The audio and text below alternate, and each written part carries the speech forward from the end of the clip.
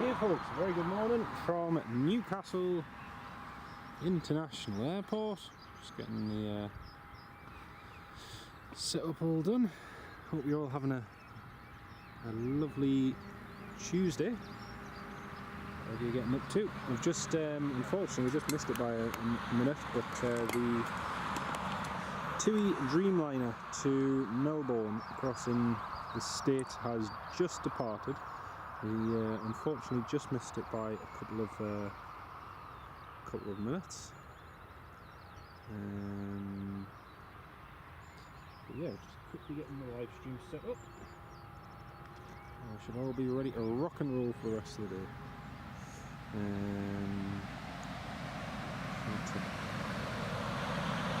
Sorry folks if there's any comments, I just need to quickly, for some reason my scanner's gone into keyword. I don't know how to remove it.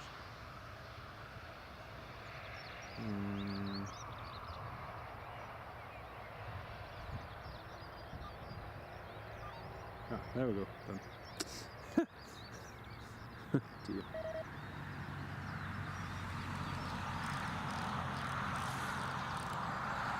There we go.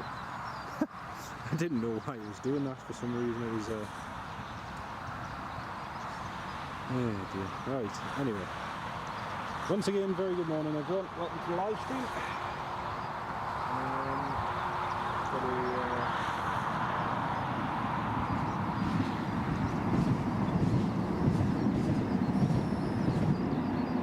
Frank Travels, good morning Frank. Welcome to the live stream.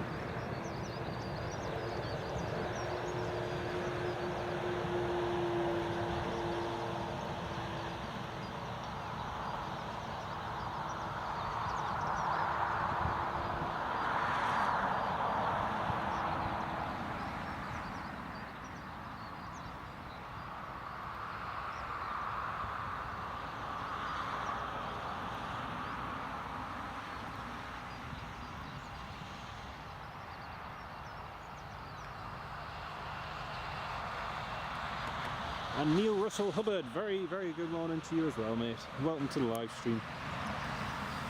So we've got Jet 2 on the ground at the moment, British Airways as well, which is just parked on the far left corner there. There it is. Also got Logan Air Embraer 145. That'll going shortly.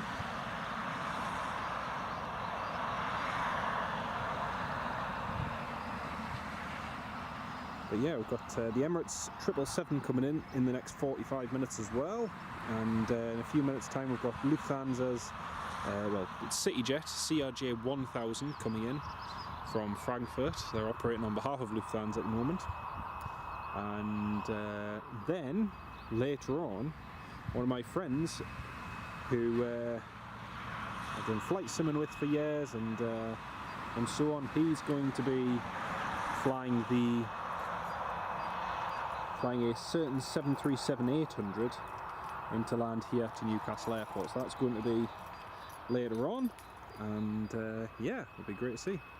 JN, good morning, welcome to the live stream. Will I be there for the Q8 arrival? Unfortunately not. The Q8's meant to arrive nearer 3:30 at the moment, so unless it picks up time and makes it before 3, then unfortunately we're not gonna get the Q8, sadly. It's just running a little bit too late for us today, but if it does pick up time, we'll stick around for it. Unfortunately, I think that's one we'll have to miss today.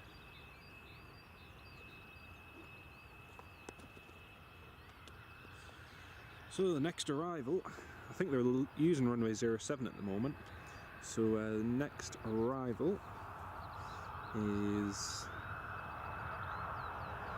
going to be the CRJ, and then we've also got a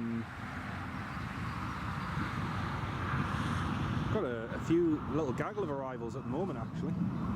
So we've got the Emirates over the North Sea, we've got an EasyJet coming in from Belfast, got an Aer Lingus coming in from Belfast, we've got CityJet coming in from Frankfurt, Then we have a Jet 2 coming in from Rios. We've also got a Corendon 737-800 coming in from Dalaman. Tui from Rios. Jet 2 from Alicante. Ryanair from Alicante. And so far that's it.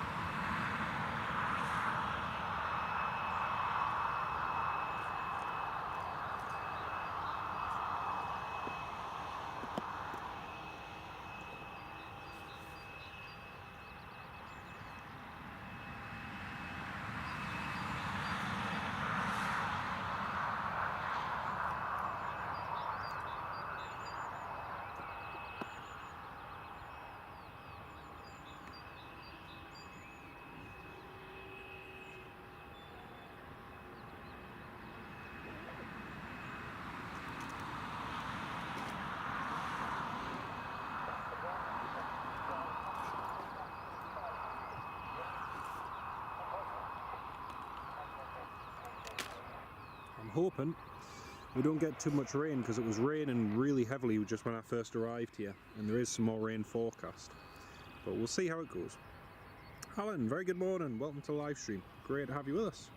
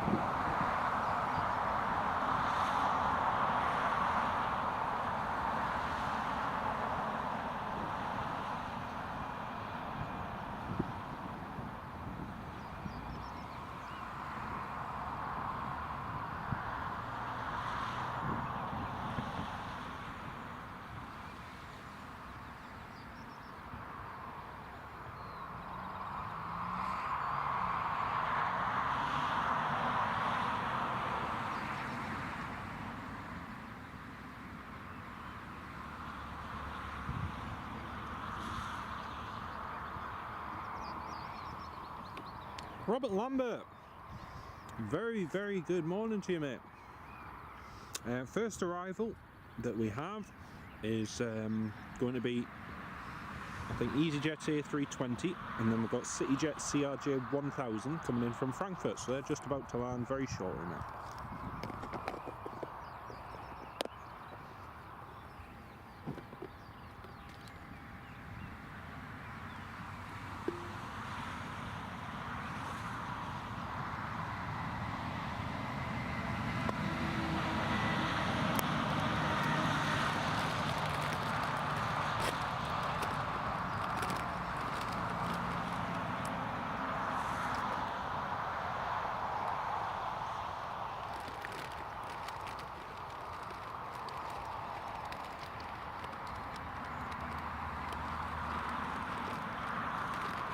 And Audrey, yes, you're on live chat. Very good morning to you.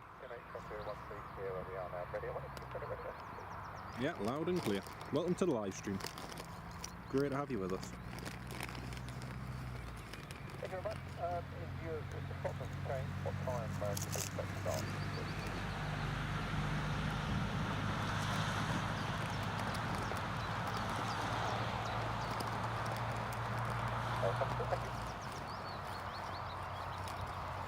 And Stephen Douglas, good morning, mate.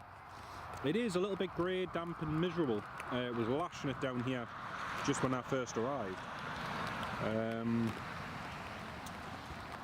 But yeah, thankfully for now it's stopped, but it is forecast to start again about 1 o'clock. So, and I've forgot my waterproofs because unfortunately I'm without my car for a little while at the moment, as it needs some repairs doing to it. So yeah, it's annoying because my car has got my waterproofs and everything in it, and I completely forgot to take them out. Anyway. Robert Lambert, yes it is, good to have the holiday season underway. The Q8's coming in near 3:30 at the moment, so we'll see what happens, but I could do with it landing like an hour earlier, but unfortunately the time it's coming in we're not going to be able to get it because I've got work later on today, so yeah. Right, there's the British Airways just about to push back from stand number 3. Ken Alloway, good morning mate, welcome to the live stream, lovely to have you on board, hope you're keeping well mate.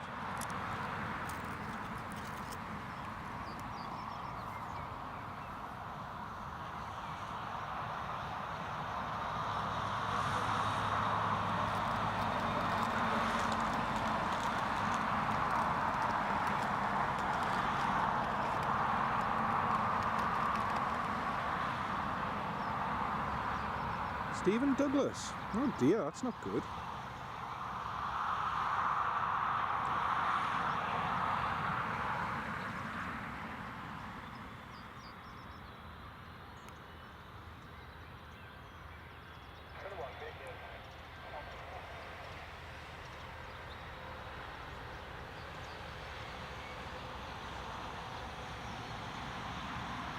Oh my goodness, dear me, I've just seen that. Thank you for pointing that out, Stephen. I've just seen that on Twitter. Singapore Airlines SQ321.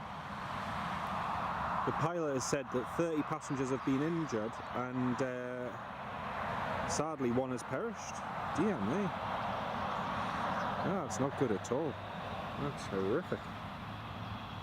Thoughts with the family if there was involved. It looks like it was a Boeing 777-300 as well. Apparently the aircraft diverted to Bangkok. This, you know, it's only been I hate to say it, but it was only going to be a matter of time before something like that happened. There's been that many incidents recently of clear air turbulence where nothing was forecast, and then all of a sudden the plane buffets and causes injuries to the passengers who don't have their seatbelts on. And in every case, all of the injuries are always caused, pretty much 90+% is always down to the fact that people don't have their seatbelts on.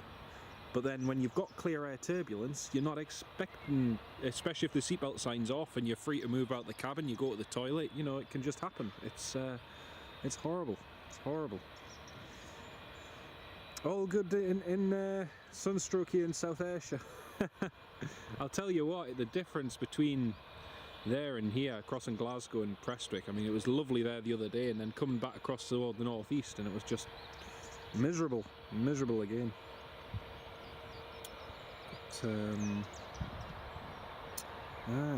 Right, waiting for a friend. Very nice, very nice. Hopefully it's not too long a wait. Right, CityJet CRJ is on final. CRJ 1000, it's just around Darras Hallway. I didn't even hear him call up actually.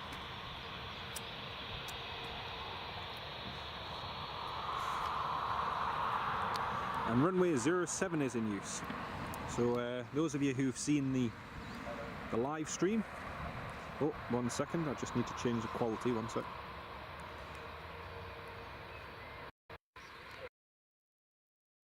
Sorry, I just had to change the recording format because it was still in 4K. Right, here comes the CRJ 1000.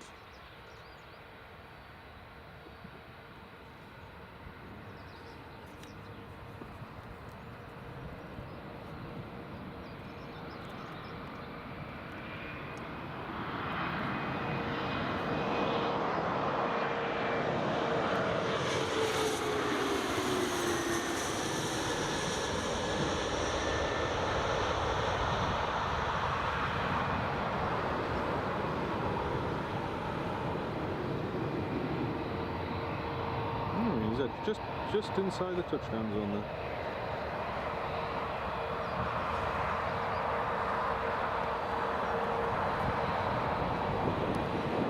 Yeah, so for those of you who've noticed, one of my good friends, Will, is going to be flying a TUI. There we go, I'm going to give you a clue. He's going to fly a TUI 737.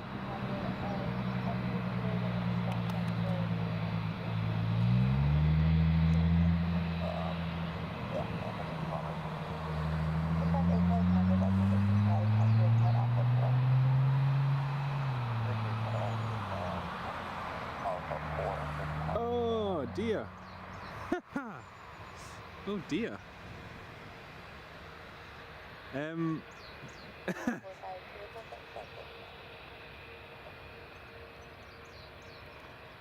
I don't think... I'm not sure if Delta's still closed. I don't think Delta's closed, but... Oh well, okay.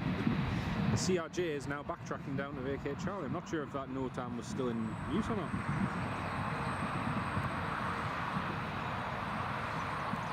That's a weird one.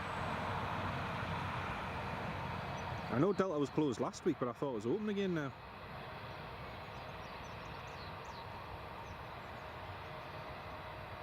This EasyJet's going to be given a very late landing clearance. EasyJet's just on final now.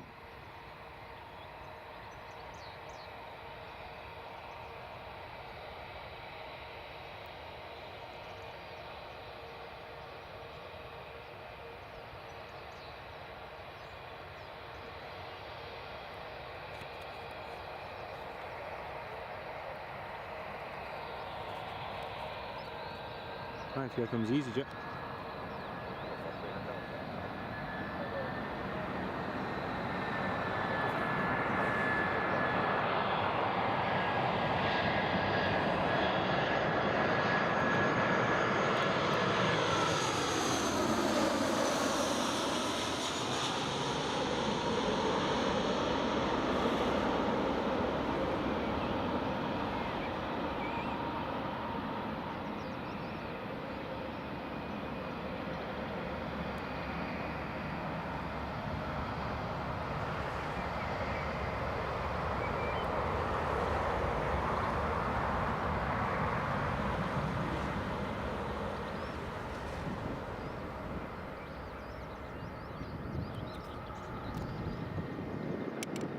That's the second one that's done a very, very long floaty landing.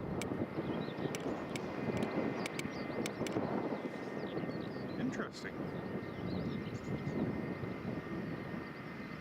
And Nick, hello Nick, welcome to the live stream, mate. Great to have you with us. Chavs, that's interesting.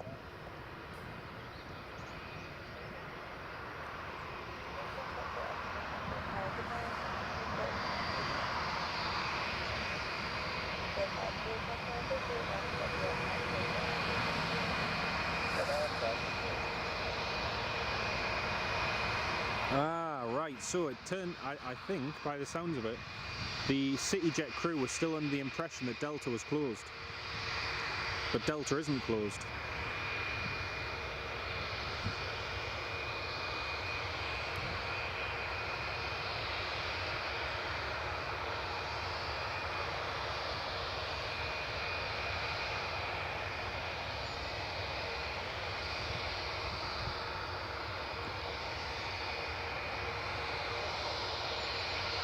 Robert Hadfield, Bob, good morning mate, welcome to the live stream.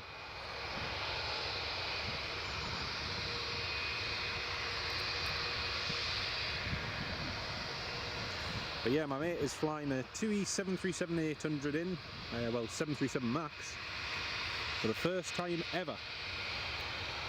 And be landing just after about 1:30 from Mallorca. That's going to be exciting. Hopefully the weather conditions and everything improve a bit so he can land, but yeah, Graham Thompson, very good morning mate, very good morning, welcome to live stream.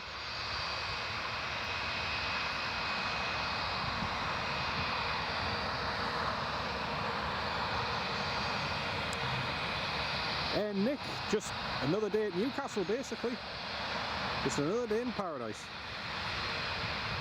Got the Emirates coming in shortly as well, so that'll be good to see. I'm just going to pan over to the CRJ, you see EasyJets all the time, but these CRJ 1000s are pretty cool.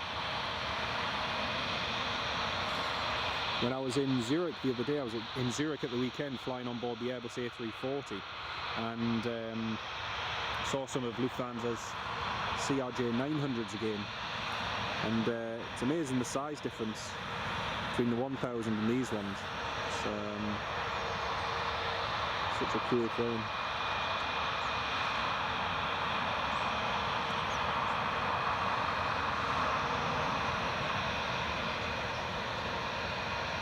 But yeah, if you want to check out my mate's YouTube channel, a lot of you will have actually seen some of his videos. One of his most famous videos was a Royal Air Maroc 737 departing Frankfurt Airport, and Mentor Pilot did a video using that clip and to see what happened, and there was a whole investigation done by the Aviation Authority. But yeah, if you want to check out his channel, Bristol Cardiff Airport, you'll find his YouTube channel there.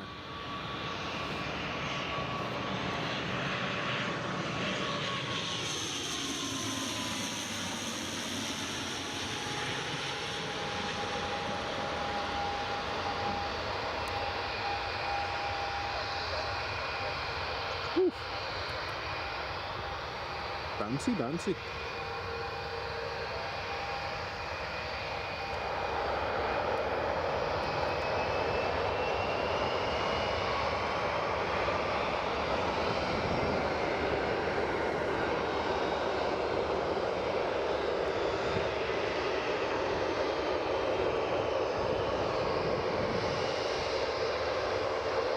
Yeah, I love the CRJ.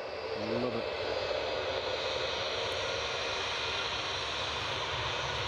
British Airways is lining up and EasyJet is lining up.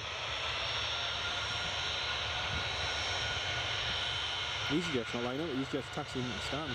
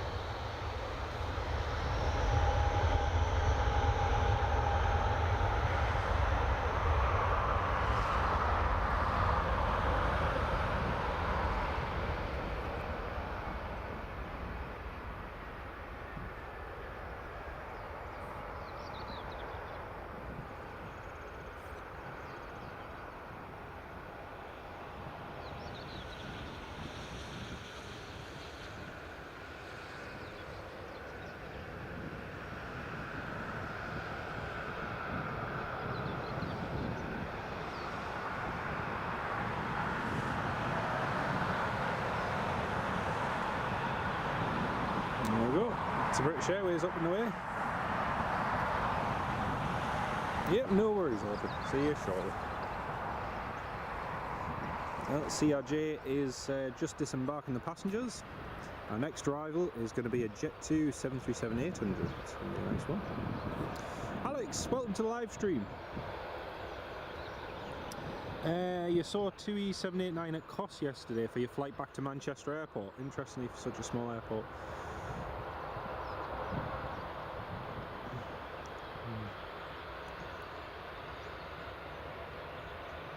Nick, yes it is Bristol Cardiff, it's Bristol Cardiff Aviation.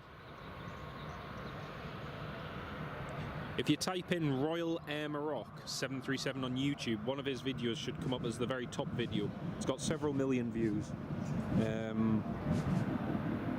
Like I say, Mentor Pilot did a video on it. Alex Aviation, it's quite common at the moment that they're using bigger aircraft, but the TUI don't have the 767s anymore. Like the other day when I flew with Daniel Sander from Palma de Mallorca, we flew on an Airbus A340-300 on the way back. Usually it's an A320, A321, but they upgraded it as they were bringing a lot of cargo onto the island from Switzerland. So yeah, that was quite an experience. Can't wait to share the video with you all.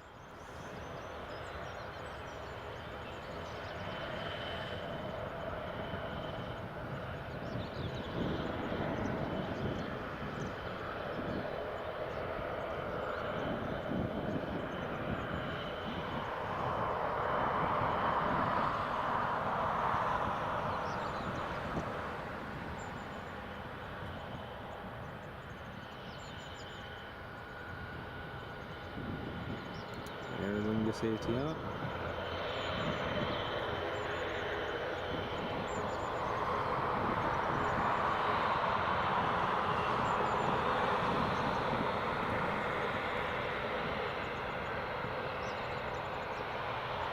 Yeah, that's right, mate. TUI Netherlands still have one 767, but unfortunately TUI Airways no longer does. Just good old Dreamliners.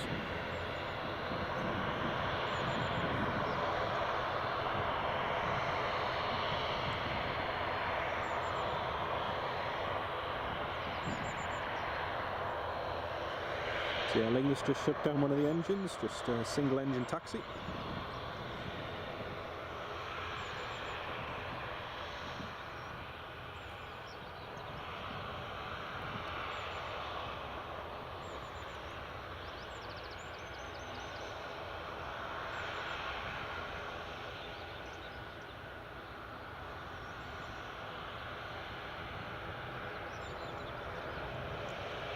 I presume this Aer Lingus crew isn't in a hurry, because usually the Aer Lingus crews just rush straight to the gate.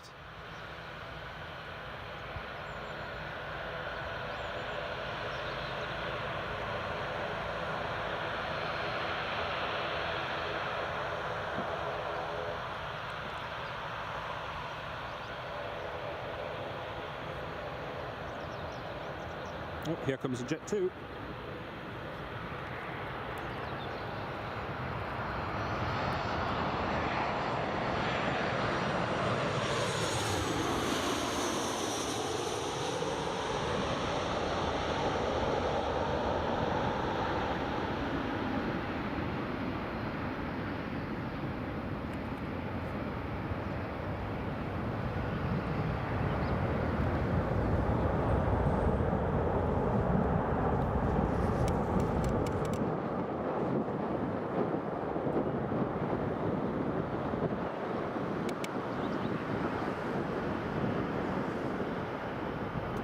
TUI was trying to make.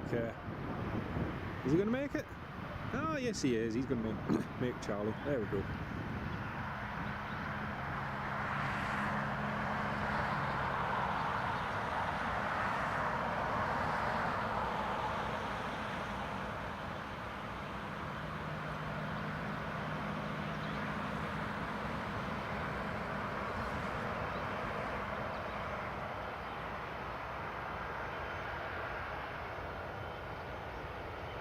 So the Emirates 777,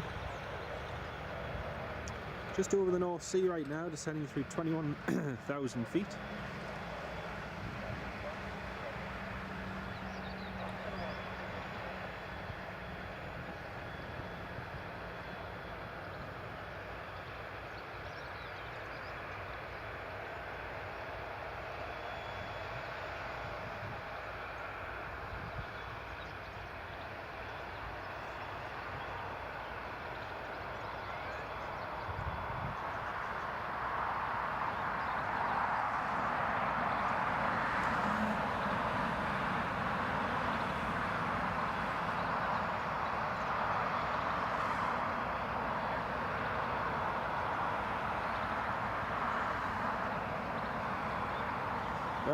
little bit late, but finally my mate has departed Mallorca, 45 minutes late, and they're just airborne out from there now.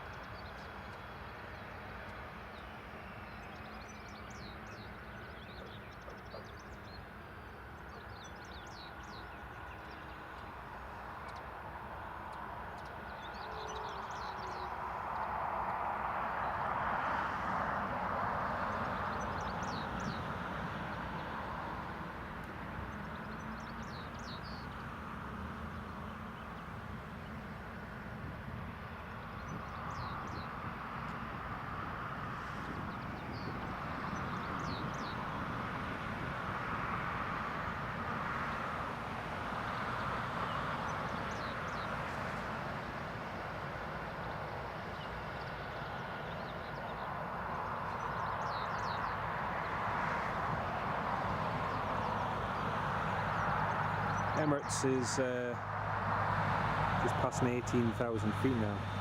I wondered if they might ask for runway 25, but looks like they're set on coming in on runway 07. Oh, the sun's just making an appearance. Oh my.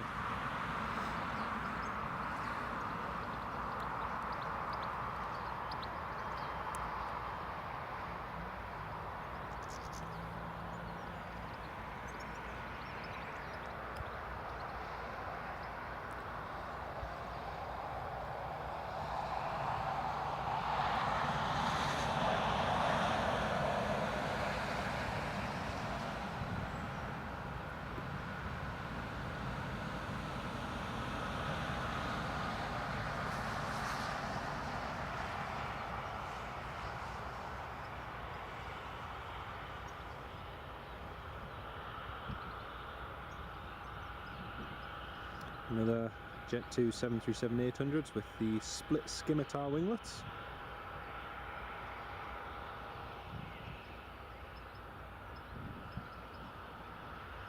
Mickey, welcome to the live stream, mate. Flying to Newcastle, Turkey tomorrow. Brilliant. Hope you have a lovely flight, mate.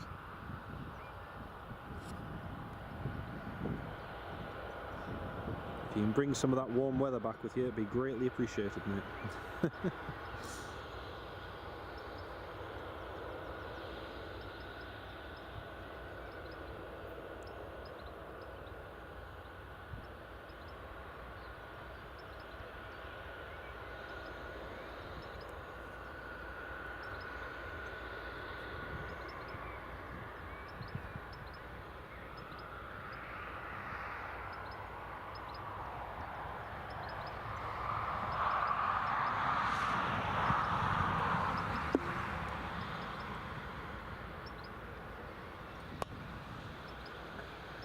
Well, I'm going to finish my salt and vinegar crisps.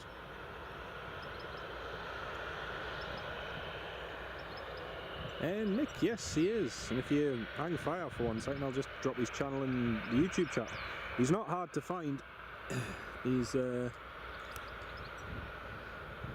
several thousand subscribers. Let's have a look. Subs. All. Bristol Cardiff Airport. Share. Copy link.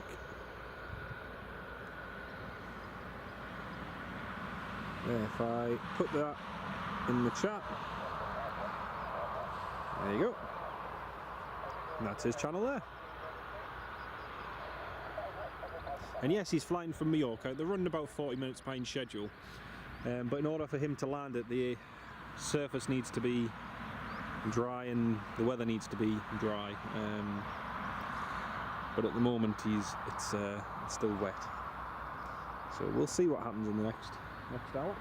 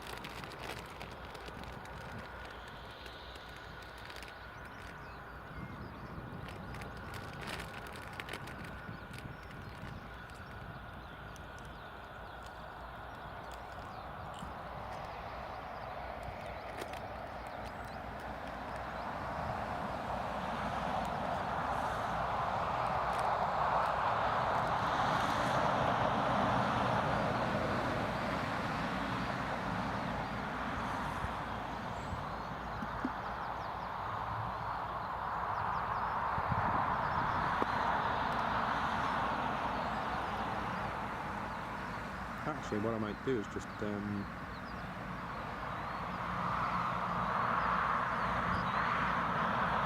I'll just pin that comment. Pin message. There we go. So if anyone wants to know whose YouTube channel it is, there you go, it's pinned. We've done lots of filming together over the years. We've been to Ukraine together, we've been to Poland together, we've done lots of flights on the flight simulator and all sorts. So yeah, I followed his flight training over the years, and he's done amazingly well. And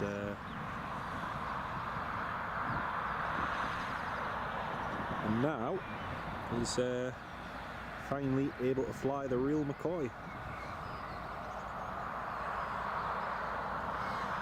Emirates is just descending to the north of the airport. We might actually see it break out through the cloud, because the cloud has lifted slightly. But we'll see what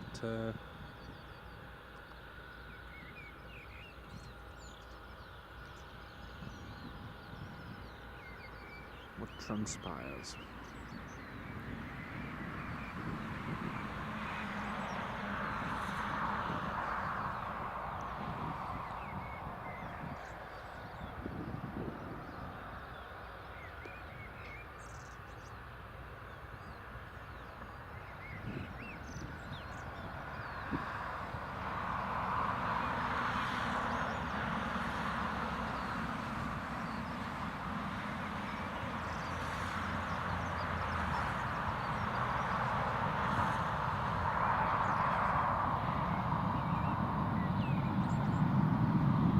Yeah, no worries, mate. We'll catch you very soon, mate.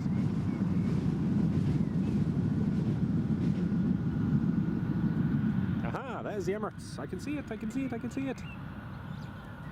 Where is she? There she is. There's the Emirates.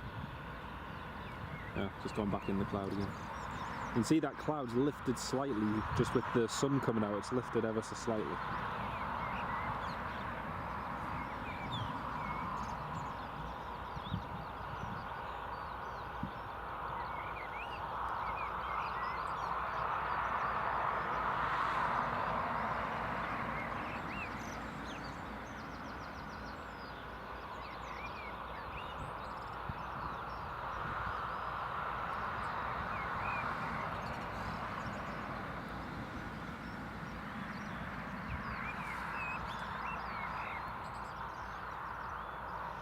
Alright, well, the Emirates isn't far away now. Not far to go at all.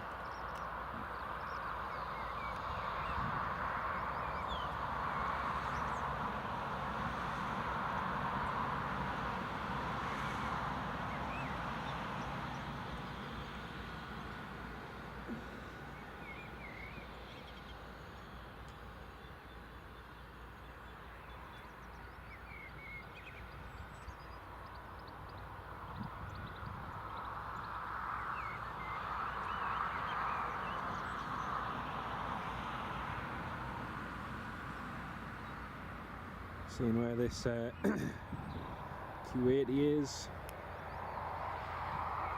And it's delayed until 3:25, so it's still got a long while to go.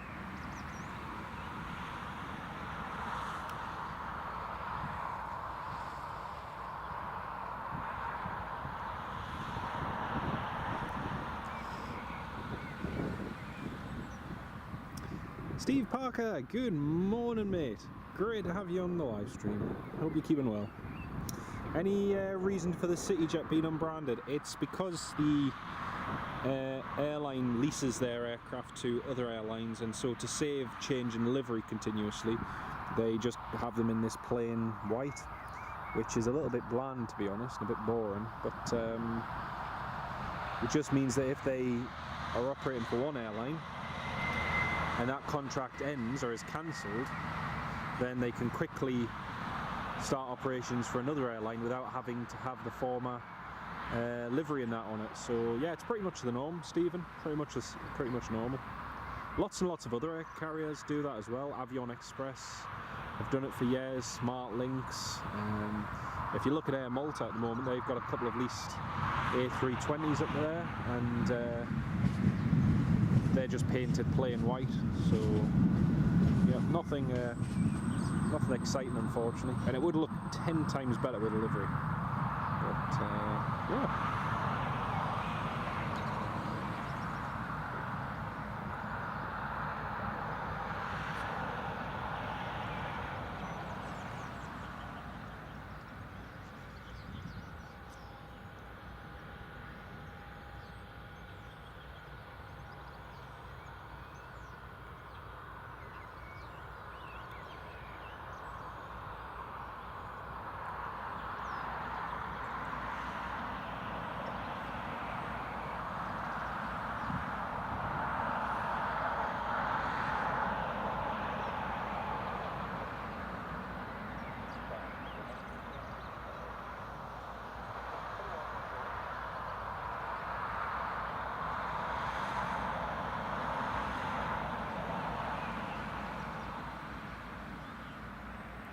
Just having a look at that Star Alliance Singapore Airlines 777.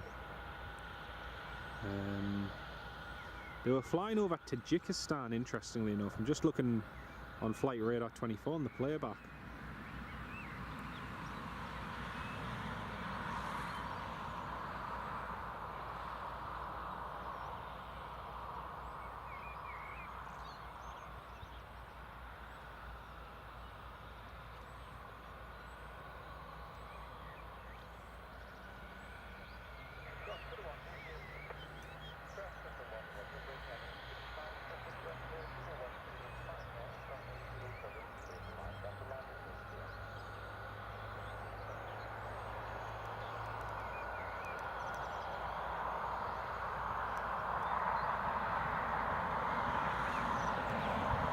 Oh wow, just looking on crumbs, just looking at the Flight Radar 24 data of the Singapore Airlines, where sadly one passenger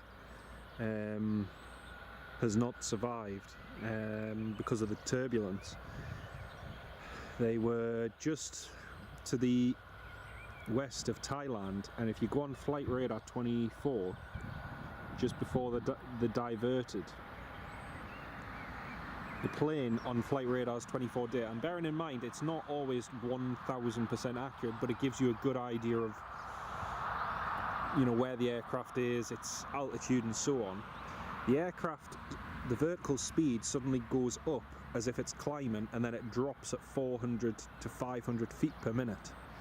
So basically the aircraft is caught up and then suddenly goes down, and that is just near Yangon. And that is one of the highest vertical speeds registered. It's at 37,000 feet. Suddenly buffets up and then straight back down again before immediately diverting to Bangkok. So yeah, a very, very serious incident, and total of 211 passengers and 18 crew. Yep, very sad.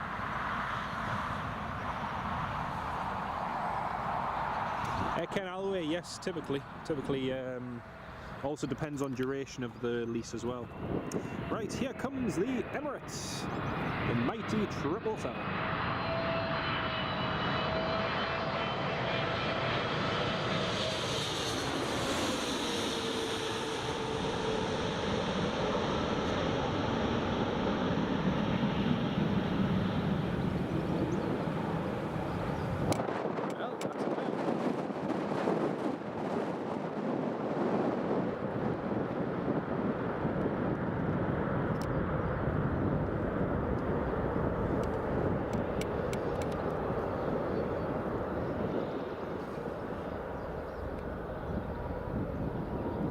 Nicely done.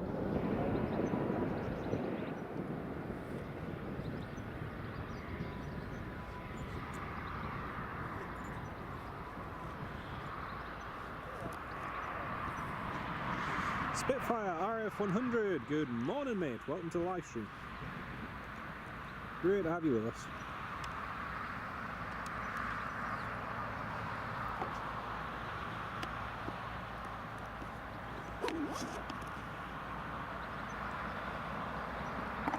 Yeah, so usually with a dry lease, Ken, you'll get the airline will be operating their aircraft and crew, generally speaking, on behalf of the airline for quite a period of time. So dry lease represents a longer time for that lease to occur.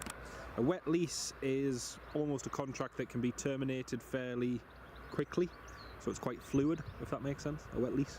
So things can be changed, and yeah, whereas a dry lease typically is a lot longer, and yeah, different airlines, different lessors, it all depends on the company. Right, that is Emirates landed and vacated runway 25, runway 07 even. I'm kind of hoping for runway 25 in use for when my mate lands from Mallorca, but at the moment it's still favouring 07.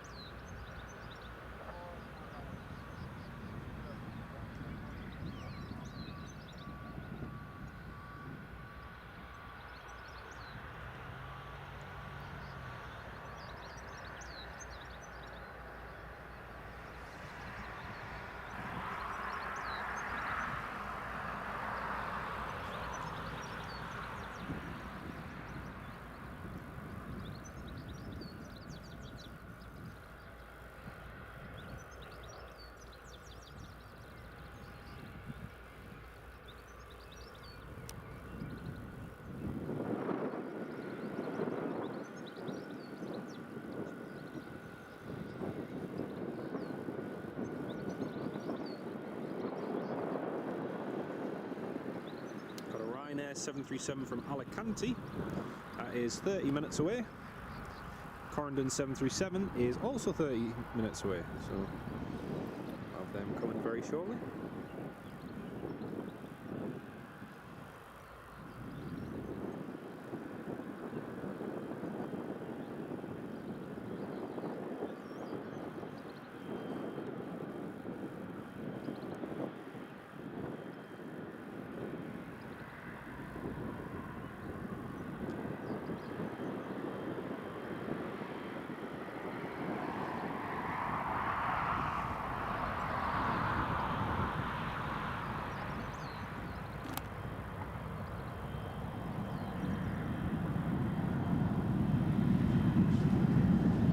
Tony McCall, yep, thank you for that, mate. There are certain instances where even with a dry lease, crews have been included, but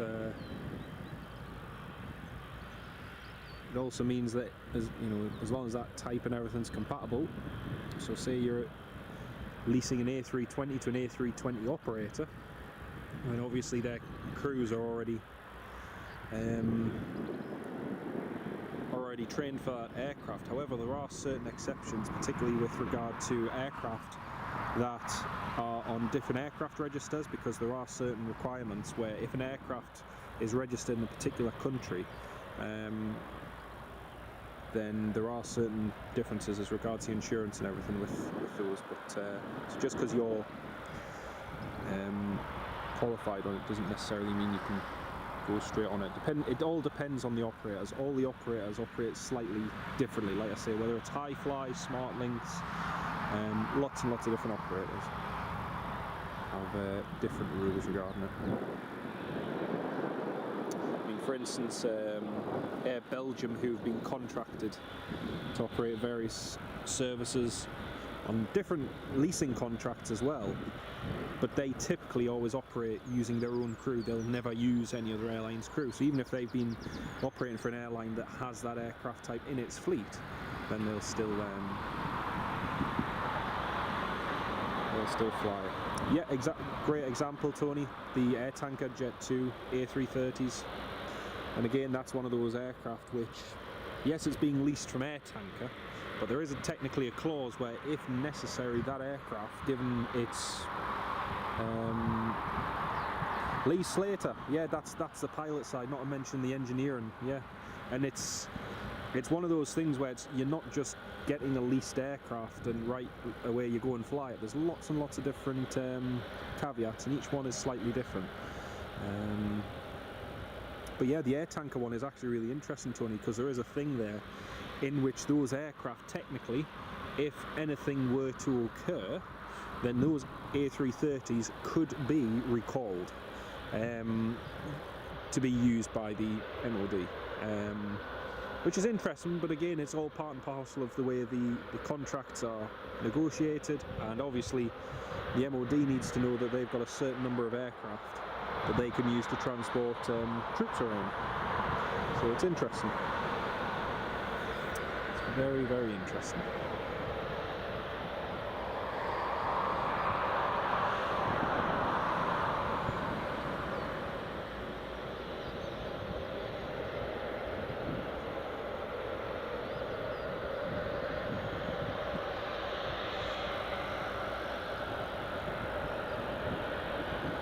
Oh, that's the Emirates on stand.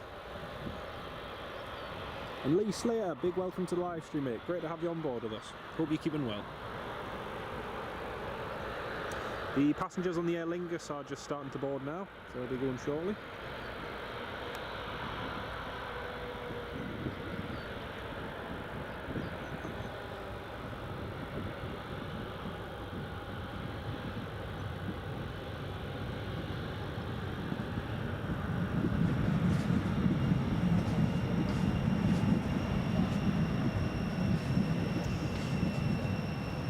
Yeah, exactly, Lee. Yeah, exactly. So that airline, even though you might be qualified to work on it, that airline with their policies may not necessarily allow you to work on it. Yeah, that's it. Lots and lots of things. It's not just a case of picking up your toolbox and going and working on it. There's things that have to be followed. But, Marcus, yes, the QA C-17 is delayed, unfortunately. Tony, regarding the air tanker A330s, so those ones, to the best of my knowledge, aren't able to be used as air-to-air refuelers. They would have to undergo a conversion process. I think there's only one or two which actually have all of the everything inside basically to make them MRTTs, but the rest are just normal A330s which are used for troop transport. But in the, well, I say troop transport, one of them is currently flying for Jet 2, so I'm not saying anything about Jet 2's passengers. But they can be quickly configured so that they can be used in that particular role. They already have Golf Victor Yankee Golf, I think it's Lima Kilo, oh man, the other ones. I've seen most of them at Bryce Norton, and they always keep a select through which are specifically, yeah, so they've got Golf Victor Yankee Golf Kilo, which is currently at Bryce Norton. They've got Yankee Golf Mike and Yankee Golf Lima, both of which are operating for Jet 2. Then they've got Golf Victor Yankee Golf Juliet, which is currently in the Falkland Islands. And those are just normal A330s, which, if necessary, they can use to transport troops around. So it's a bit like what the TriStar, the way the TriStars were configured in the VC-10s. So yeah, very, very similar to that. Certain ones will be refuelers, certain ones will be passenger.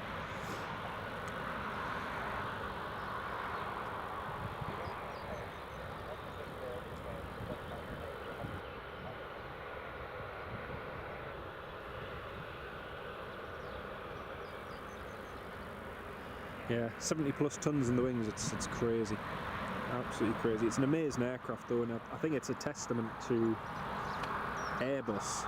And they're just absolutely incredible.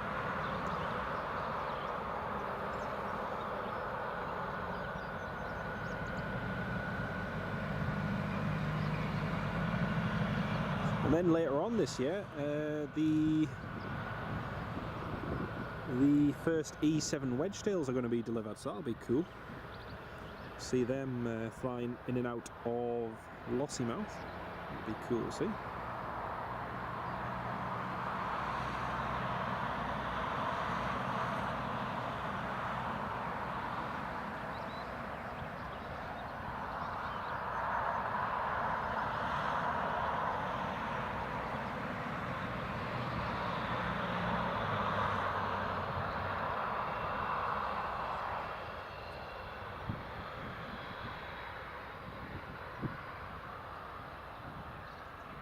No, so Golf Victor, Yankee Golf, Juliet, Kilo, Lima and Mike are just... they were built as MRTTs, but not in use as MRTTs. So they're all just normal configured A330s for transport. So they were originally built, so for example, Golf Victor Yankee Golf Juliet was built as Zulu Zulu 339, however it was never used as that. Instead it was used by Air Tanker. And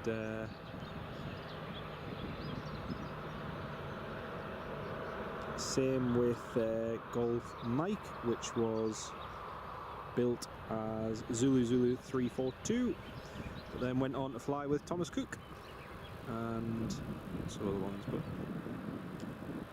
technically they could be, but they are mainly just used by Air Tanker as those. So it's the right day to stream 2 days of rain from Newcastle tomorrow, I know. Ken Alloway, no worries mate, it's nice to have a little chat like that. I still find it a shame that the TriStars that were withdrawn from use were meant to go across to the United States, but unfortunately were never taken up, as the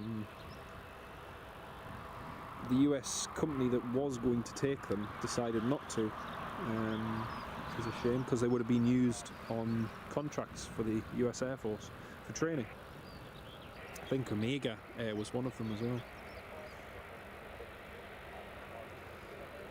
Oh, definitely, Lee, definitely. It's an amazing aircraft. So there's a lot of discussion at the moment as regards Emirates bringing the A350 here to Newcastle, and hopefully that's going to be next year at some point. We'll see what happens. But it'd be great if we do get the A350s on Monday.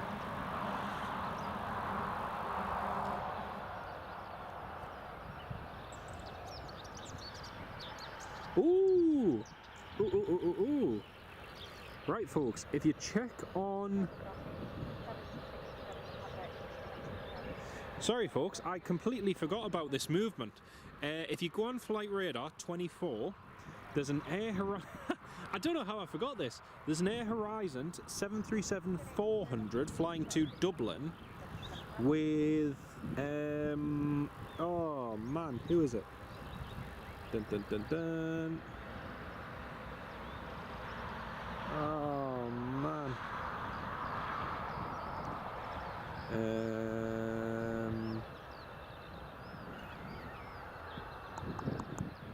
Oh man, who is it again? I forget what his name is.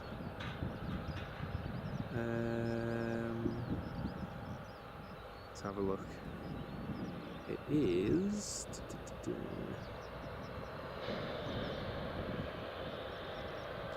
Ah, someone posted it as well and said who it was that was going on board it. I think it was Sam. I'm sure it was Sam. No. Oh, this is going to bug me now. I don't know who it is. There's some famous person who I'd never heard of who's apparently on this plane.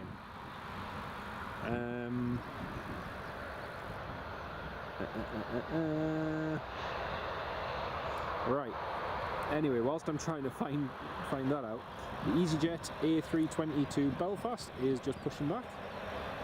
Interestingly, EasyJet have just announced they're reopening their Southend base from next year, from 2025, which is going to be brilliant.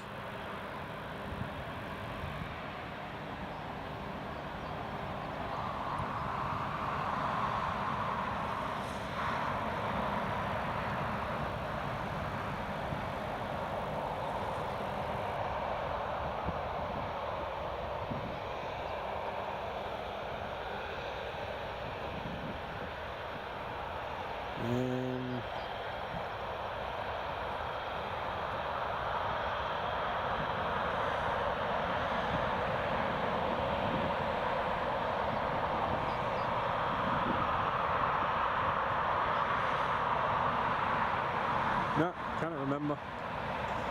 I'm trying to find out and I can't remember who it was.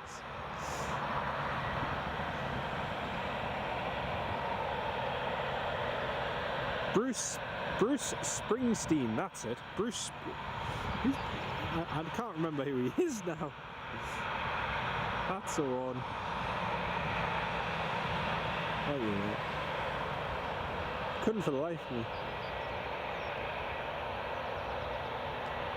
Bruce Springsteen. Let me just find out some information on him. That's him. Bruce Frederick Joseph Springsteen is an American rock singer, songwriter, and guitarist. Nicknamed The Boss, he has released 21 studio albums during a career spanning 6 decades, most of which feature the backing band, the E Street Band. Interesting. Very, very interesting. Well, anyway,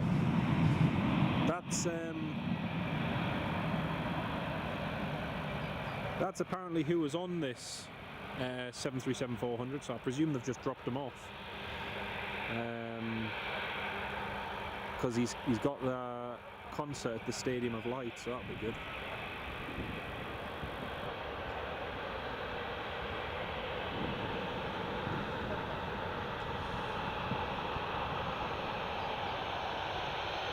Oh, it's taxiing! It's taxiing!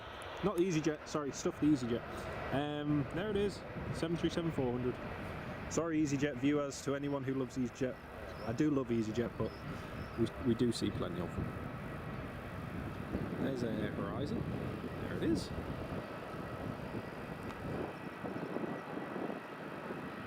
"9H Zulu Alpha Zulu." Question is, will he backtrack or will he just take off from there? EasyJet's going to line up.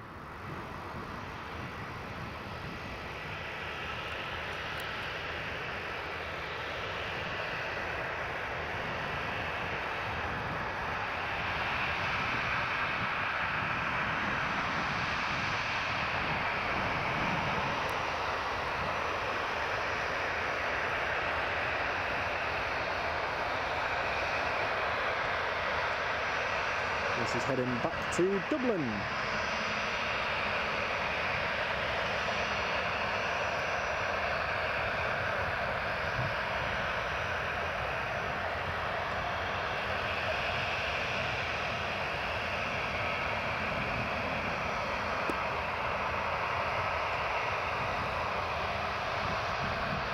Is he going to vacate or is he going to do a proper 180 backtrack?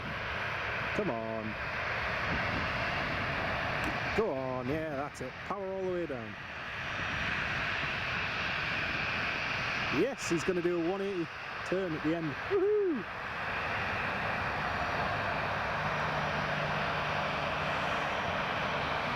You just hear them kicking the power in there.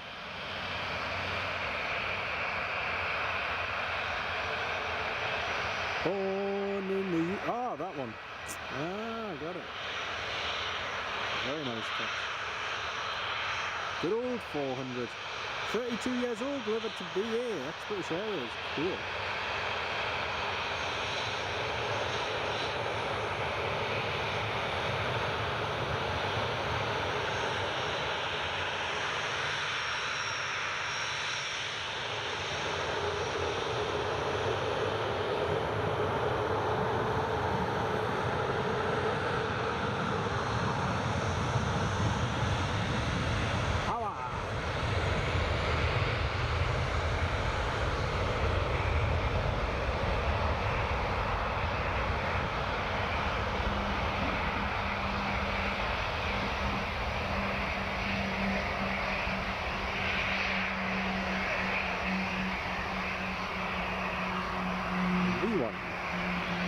Rotate.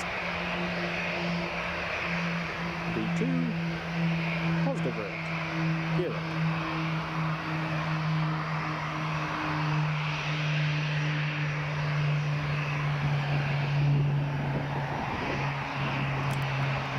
No hanging about at all, no.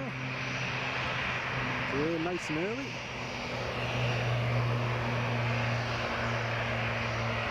That was a cool catch. They were supposed to depart at 20 past 12, but they departed a little bit earlier there. Tony McCall, thanks for the information on that as well. I flew on one of the British Airways 737-400s nearly 10 years ago, between Gatwick and Glasgow. Glasgow and Gatwick even, sorry.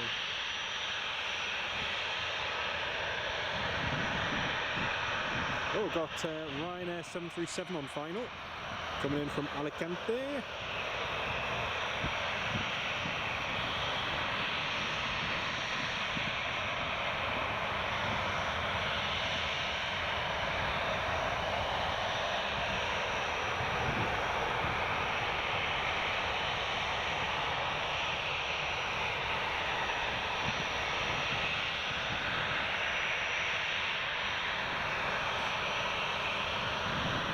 Flipping heck, I don't know if that Air Horizon just put climb power on, but what a noise that just made. Crumbs.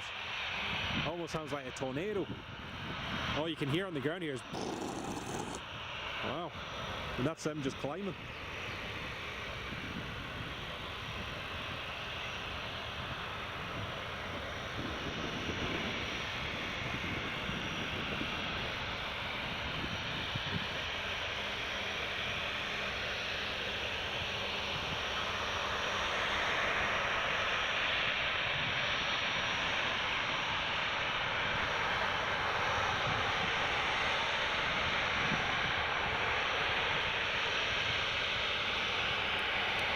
Right, Ryanair's next.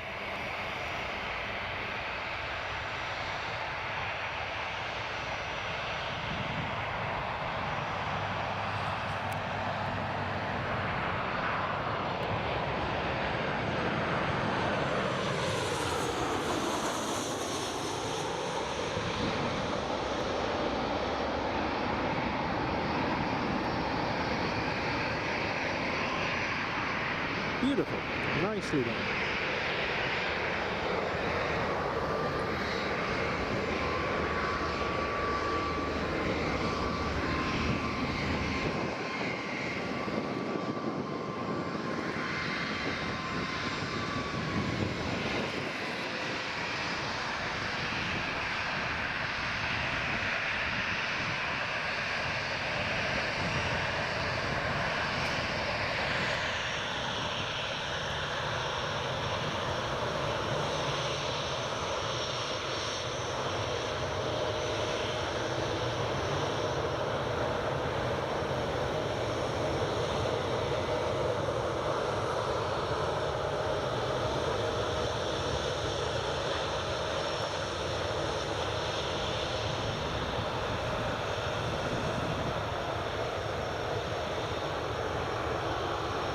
And the CRJ is just pushing back now as well.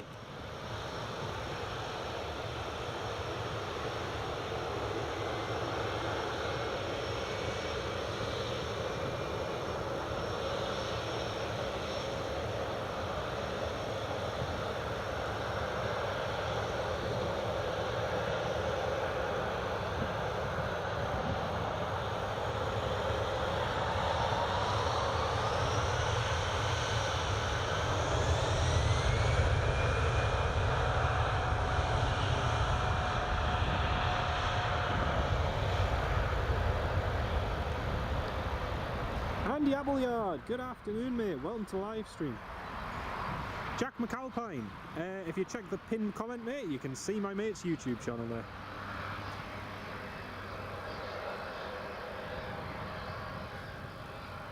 And you will have seen his videos before. He's had many of them published in the news, and one of them used by Mentor Pilot in an episode on Royal Air Maroc. So you'll have seen his footage at some point.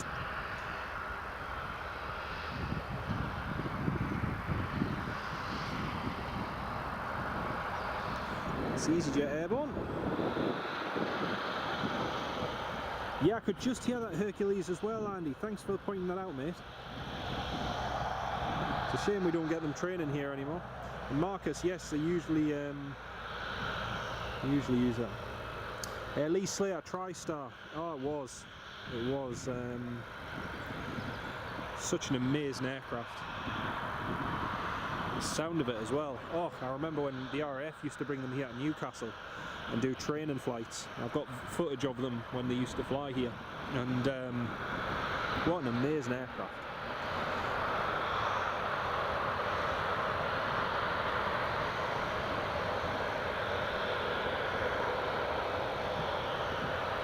So we've got a face-off at the moment between the CityJet CRJ and Aer Lingus Regional.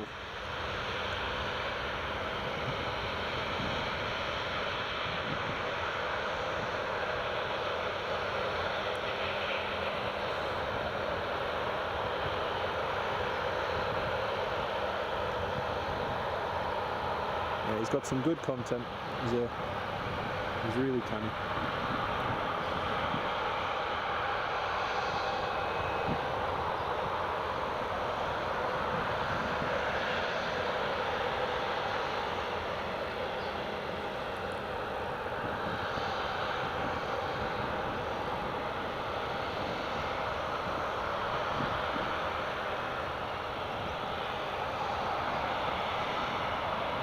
Aer Lingus is going first.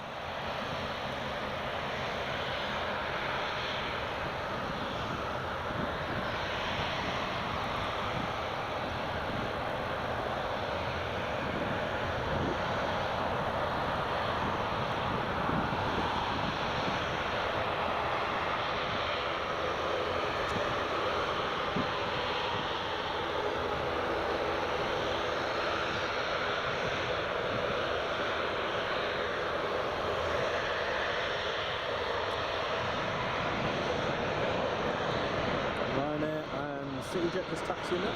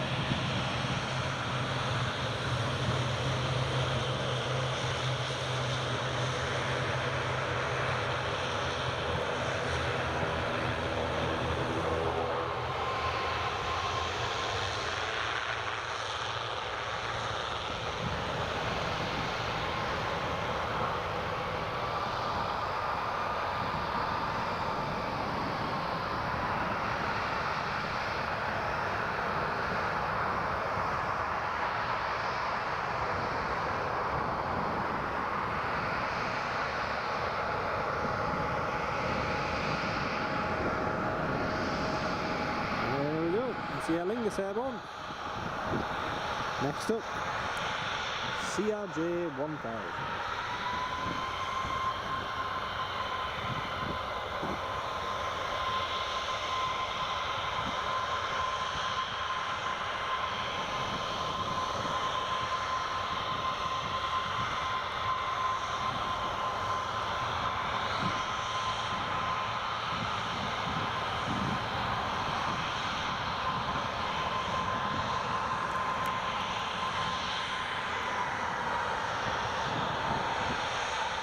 We got away from the CityJet pilot.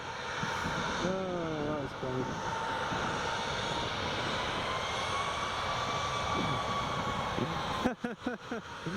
Oh, that was cool of them.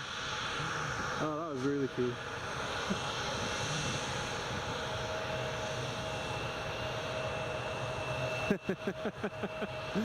Oh, that was nice. Thank you, CityJet. I've had so many waves from pilots this week. Honestly, when we were in Zurich the other day, and I know it was the the spotting deck there, but it was just constant. I kept waving to them, they all kept waving back. It was so nice. Some really canny pilots out there. Oh, that made my day, that. Dan, hello, welcome to the live stream. Dan, probably, yes, in the future. I think as the northeast grows and more people move in, and yeah, I think there's every chance of that in the future. There's no reason why not.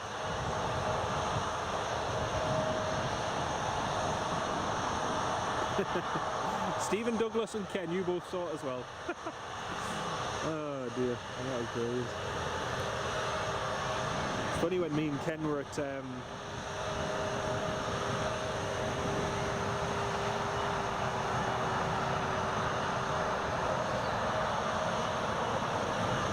were at Prestwick, we had a lot of pilots wave at us as well, which was really cool.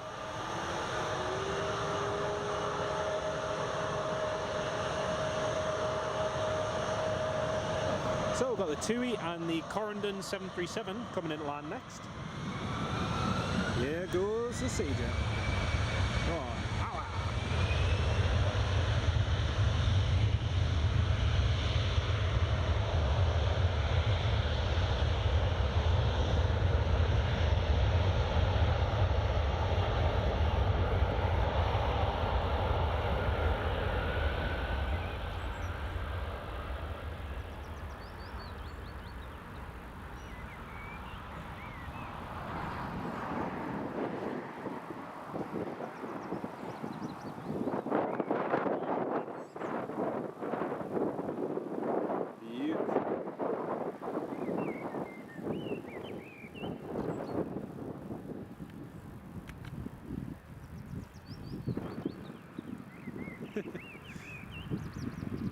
Well, very nice friendly crew of CityJet CRJ 1000 operating for Lufthansa. Oh, that was cool. Honestly, always something very, very small or maybe insignificant to people, but honestly that makes my day there. Really, really nice. So, 2 arrivals coming in quick succession shortly. Oh, Ken, it is. It's always lovely to see friendly pilots. It really makes a world of difference. Well, I'm really hoping that this weather stays dry for my mate's arrival, because he is due to land in just over an hour and a half. I just hope it stays dry so he can land. Ideally, I'd like them to switch to runway 25, but that doesn't look like it's going to happen. Unless the wind swings around quite a bit. But we'll see. We'll see.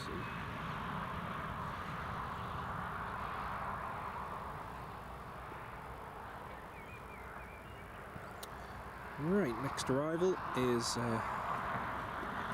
TUI, just about that. I just need to put the camcorder on charge, folks, because battery's starting to run low on it a little bit.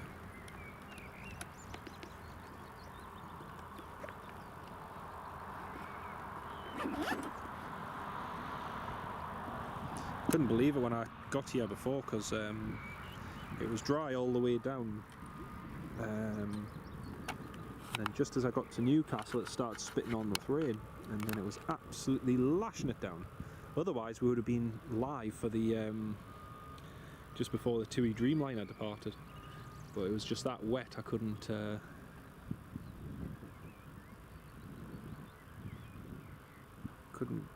go live, sadly. All the passengers just disembarking now. Peregrine, welcome to the live stream. Did the Emirates triple from Newcastle to Dubai, Tokyo last June? 750 return, 500 cheaper than Manchester. Oh, easily 500 cheaper, 100%. If you actually look, and thank you very much for that, mate. Appreciate that. It's interesting, if you look for the deals, you can actually find some really good deals flying from Newcastle via Dubai with Emirates. Because like most airlines, they want you to connect through their hub. However, the thing is, flying from here, from Newcastle, to somewhere like like Dubai, you're saving yourself a lot of time by just getting away and outside of Europe into the Middle East, and then a fairly short shot from there. Bob, audio's quite quiet. Yeah, certainly, mate. I'll just double check because it should all be alright.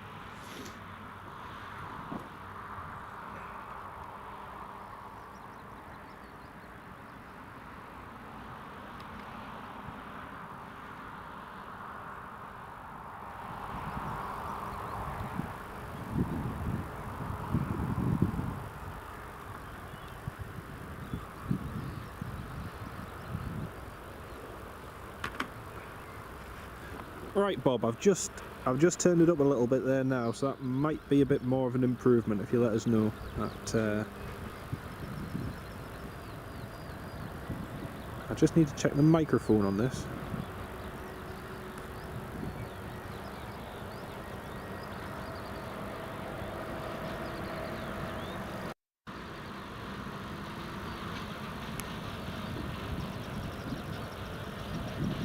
Right, that might be a little bit better. I'm hoping that's a bit better. It's got full of, alright, brilliant. Thank you both. Thank you both for that. I appreciate comments like that because it helps. It helps because sometimes I have to adjust the audio settings if we've got a lot of wind noise and a lot of background noise, so I've got to lower it, and then other times when you've got to do the opposite. So yeah, thank you for that. Fantastic. Oh, here comes a Tui.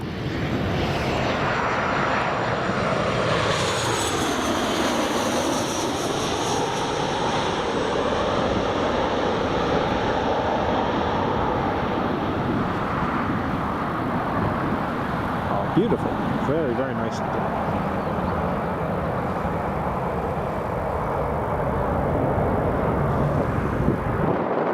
Audio's louder, Ken. Thank you for that, mate. Cheers.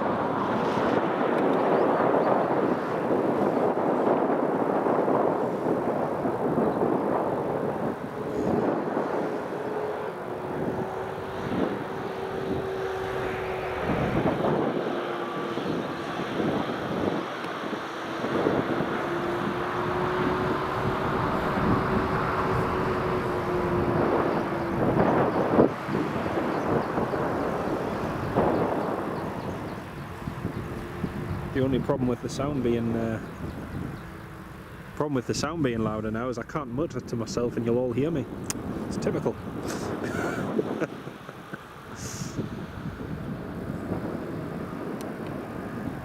There we go, that's a Tui vacated.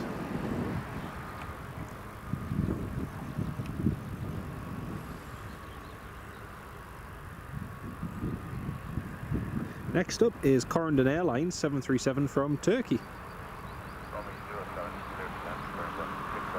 That's a Corendon cleared to land.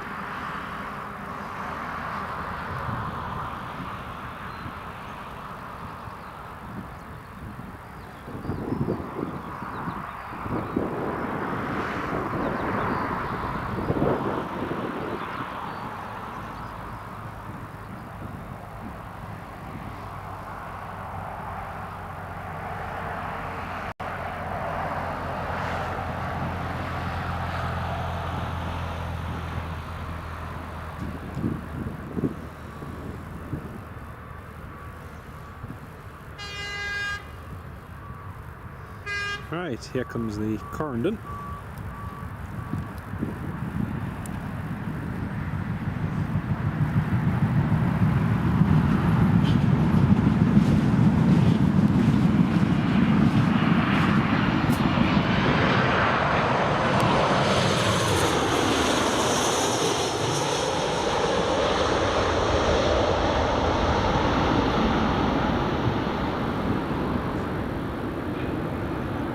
Very nice.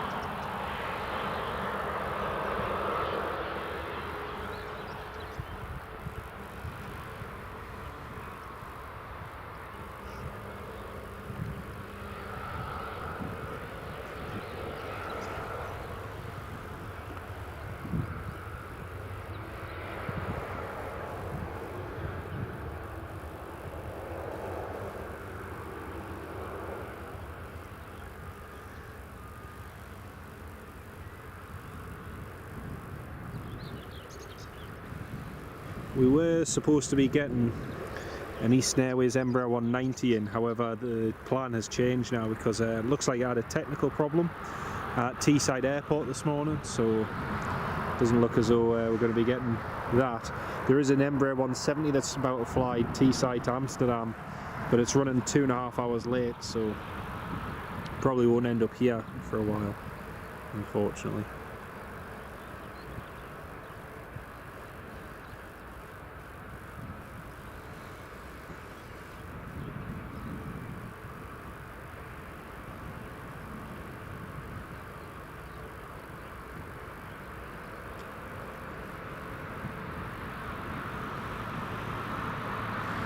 Bob is due to land here at about 5 to 2. Yep, so about another hour and 20 minutes, Bob.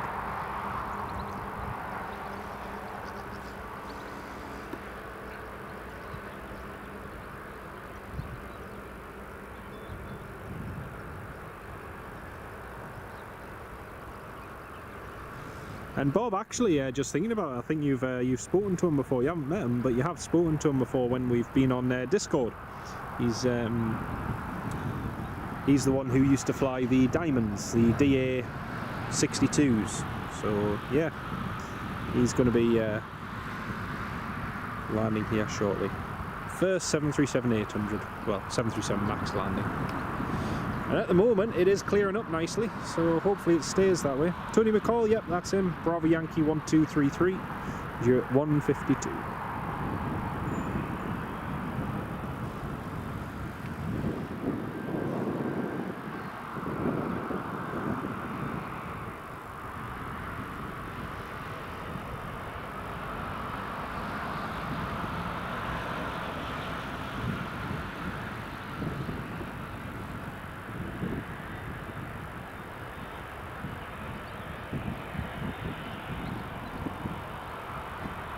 Yeah, he's canny.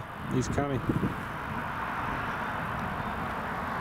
Well, like I say, if the weather and everything all stays nice and everything stays dry and the cloud keeps away, then he'll be able to do his first landing in the 737.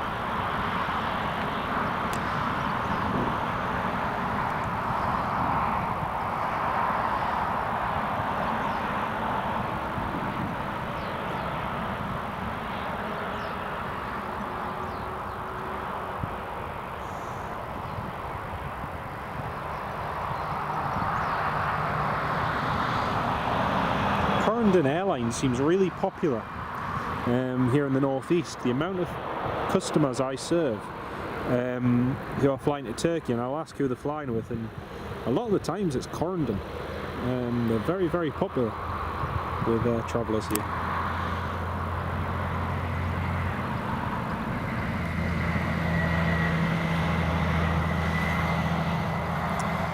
Well, that's a Corendon just in on the stand.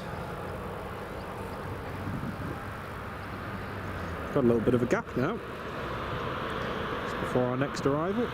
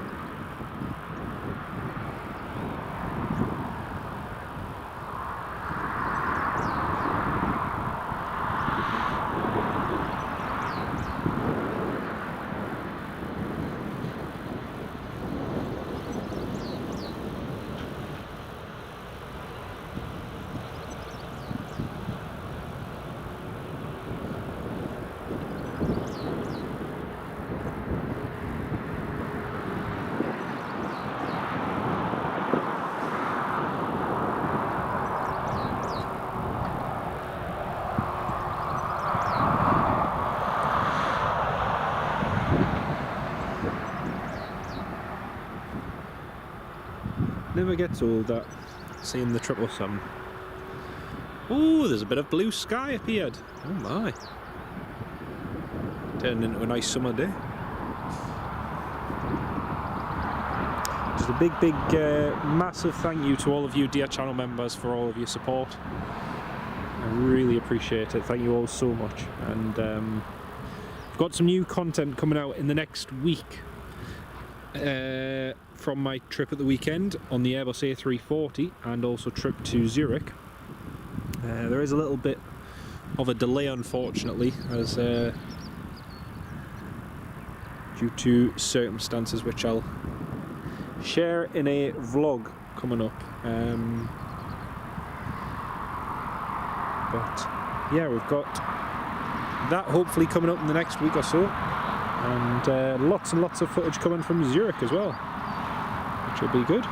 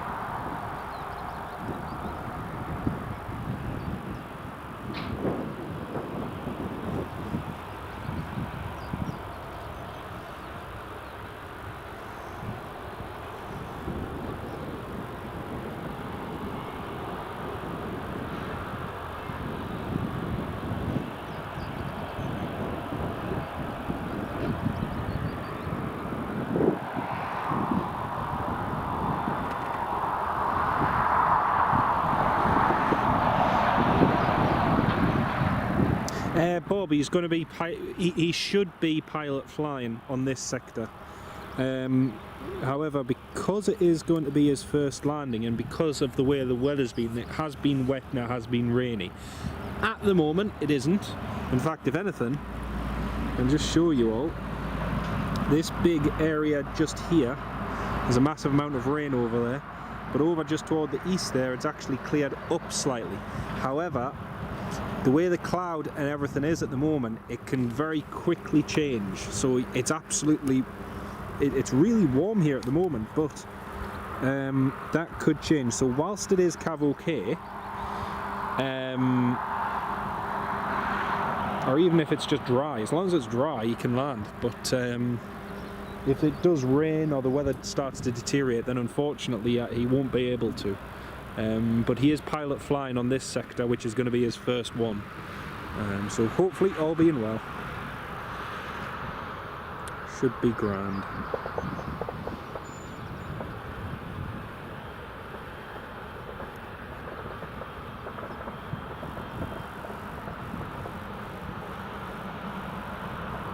Sounds like a lot of fireworks going off in the distance.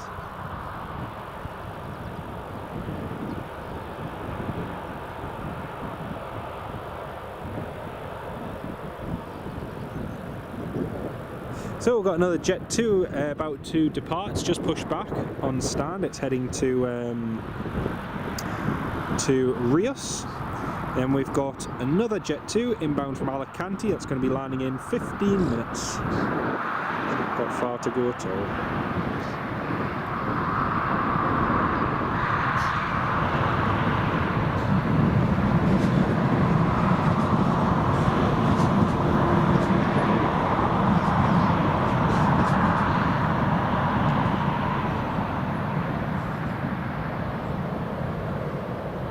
Yeah, no pressure, exactly.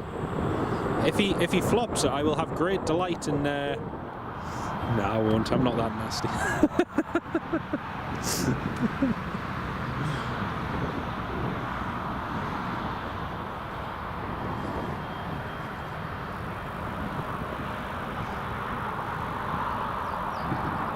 Right, Jet 2 to Rios is taxiing. It's going to be, I'm really looking forward to his landing. Like I say, we've done lots of trips together to Dublin. We went to Riot together, to the Royal International Air Tattoo, been to Slovakia, to Bratislava, we've been across to Kiev, to Ukraine, we've been to Warsaw in Poland, and over the years when he was doing his degree at university at Leeds, we did a lot of filming at Manchester Airport and so on. So yeah, it's I'm absolutely chuffed for him that he's finally got to where he wants to be in the cockpit of that 737, as has one of my other good mates as well. So yeah, it's going to be great to actually see one of them. My other mate flies for Ryanair. However, due to obviously being the other end of the country, it's not always possible to get everyone's flights. But thankfully for me, my mate Will has ended up being based here. So great opportunity to catch him here in the northeast.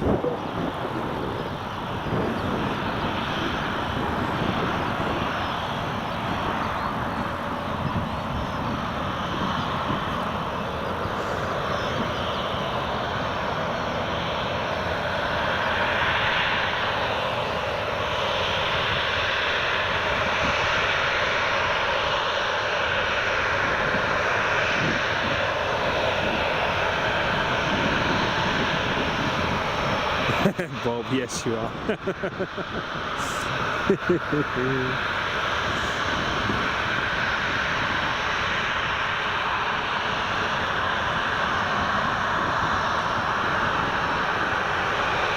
That's the one thing I like to wind them up about. I'm like, well, you might be flying the real thing, but even on the sim, you've still not got as much time as I have on the 737-800. Oh dear.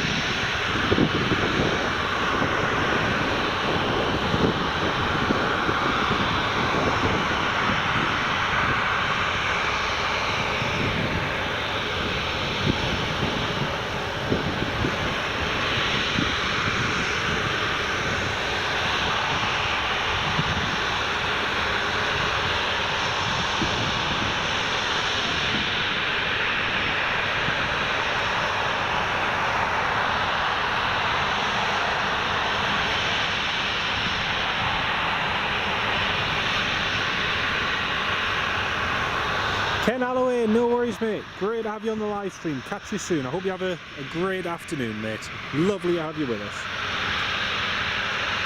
Take care of yourself, mate.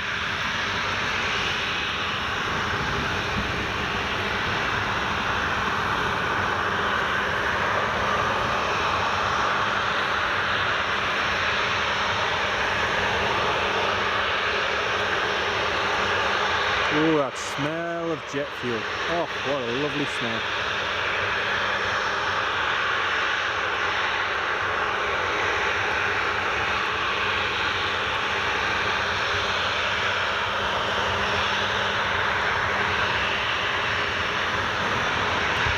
Okay, the other Jet 2 is just about to land.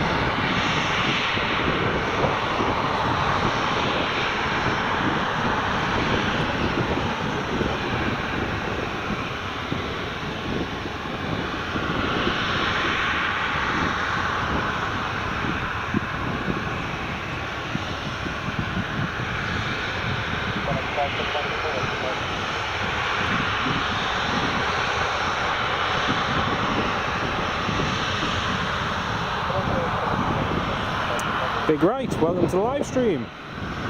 You're about to get on the Corendon flight to Dalaman. Oh, fantastic.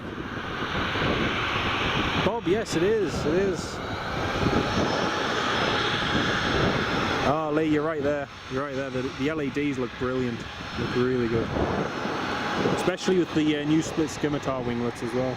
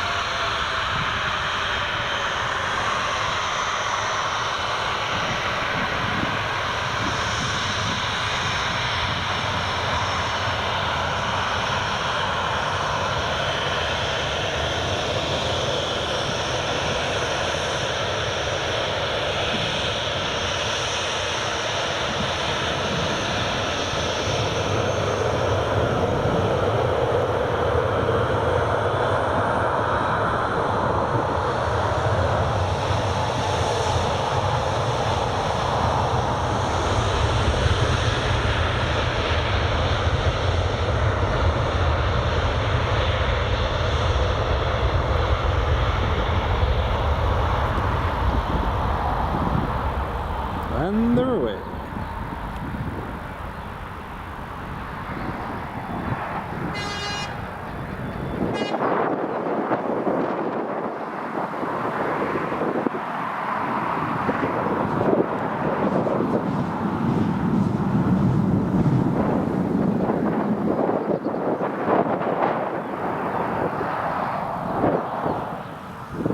Yeah, they are really cool. They are very, very cool. I saw a really cool video yesterday from Norwich Airport, from one of the plane spotters there, and he got a fantastic video of one of the Ryanairs departing and using up all of the 6,000 foot runway there to get to Malta. Oh, it was amazing, absolutely amazing.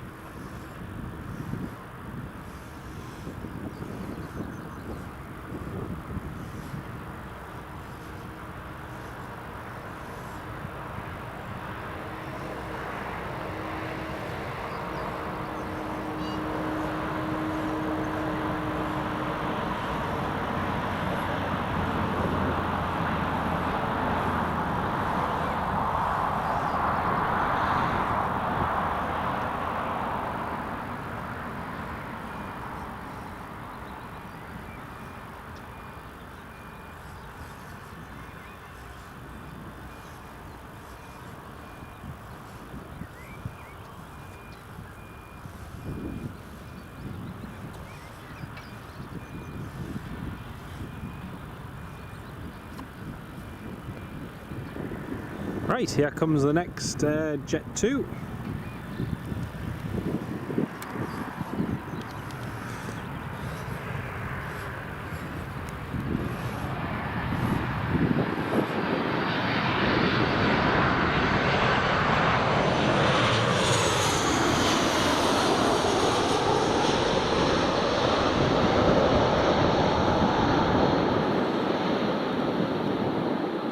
Beautiful.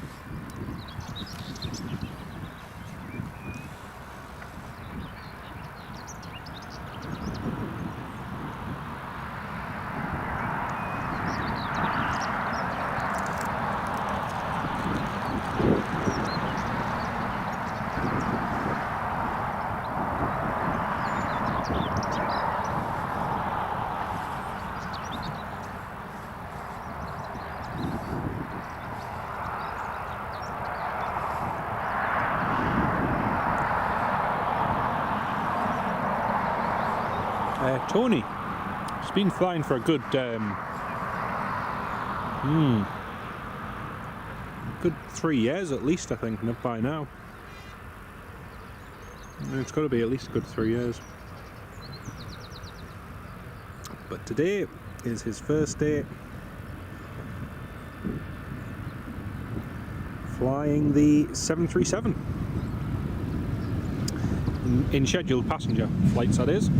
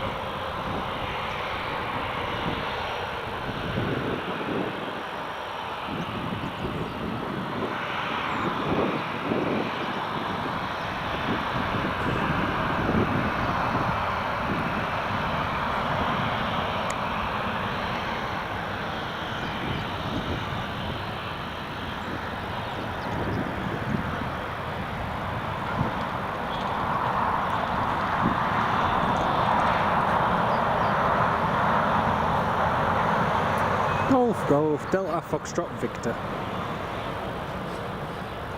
It was funny actually when I was in Mallorca at the weekend and our A340 pulled in, then just behind there was a TUI 737 MAX flying back here to Newcastle, and then there was another Jet 2 737 that was flying again back here to Newcastle. It's pretty cool.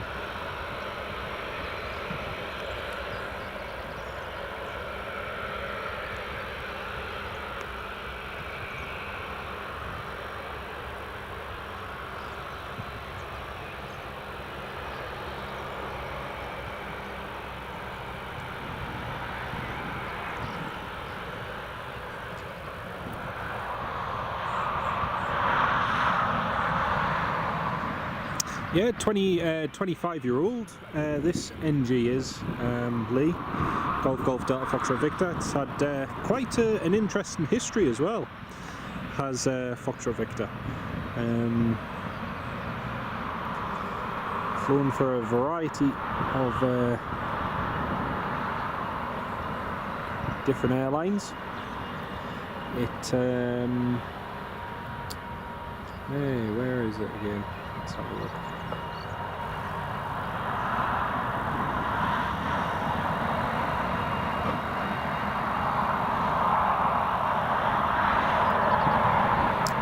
So it was originally delivered to French carrier Ural Air as Foxtrot Golf Romeo November Charlie in December 1998. It was then withdrawn from use in 2004, where it then, a few months later, in June, it went to Air Berlin as Delta Alpha Bravo Bravo Lima.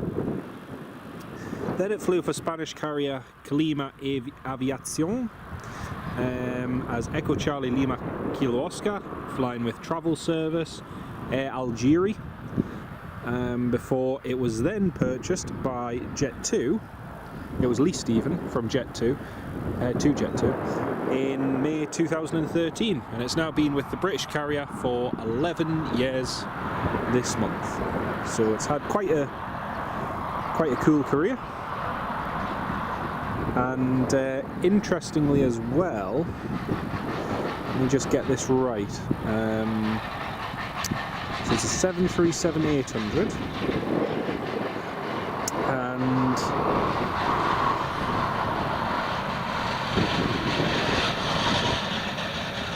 let's see, Delta Foxtrot.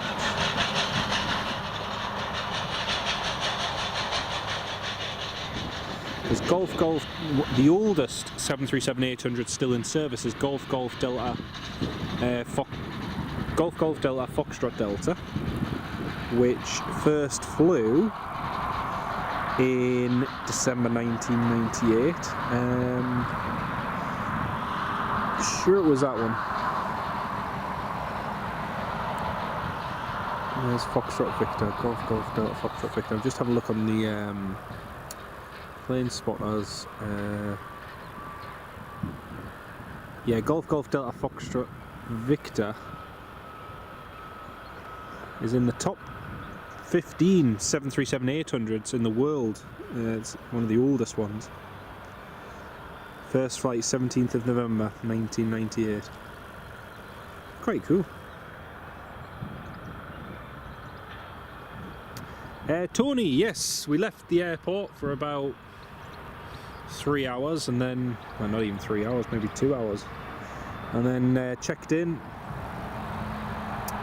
and got our boarding pass to then get on the flight to Zurich.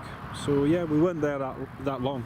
Thankfully the flight from Prestwick was delayed a little bit, so flying from Prestwick to Mallorca we were a little late, but it meant we had less time to spend in the terminal overnight, which wasn't too bad.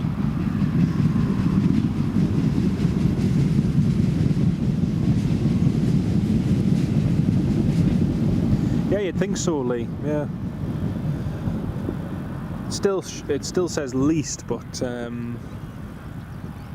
yeah, only 6 that they don't own. Interesting. Very interesting.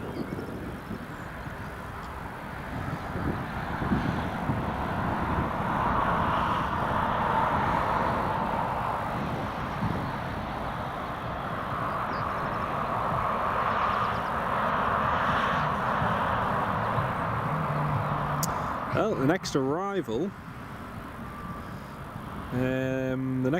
is actually going to be either Newquay to Newcastle, Mahon to Newcastle, or then my mate Will, who's arriving at 1:52 from Mallorca. So it's going to be one of those that's going to be the first land. The Kuwait C-17 isn't due until 11 minutes past 3 now, which is a bit of a shame. It would have been nice to have seen that actually. So all the passengers deboard.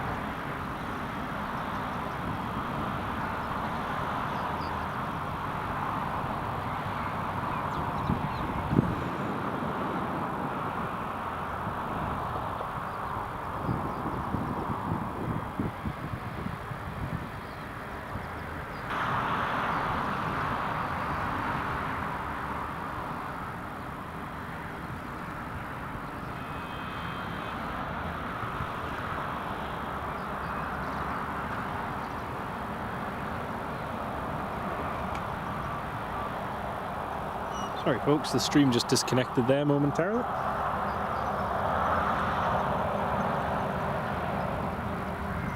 Yeah, makes sense, Tony, makes sense.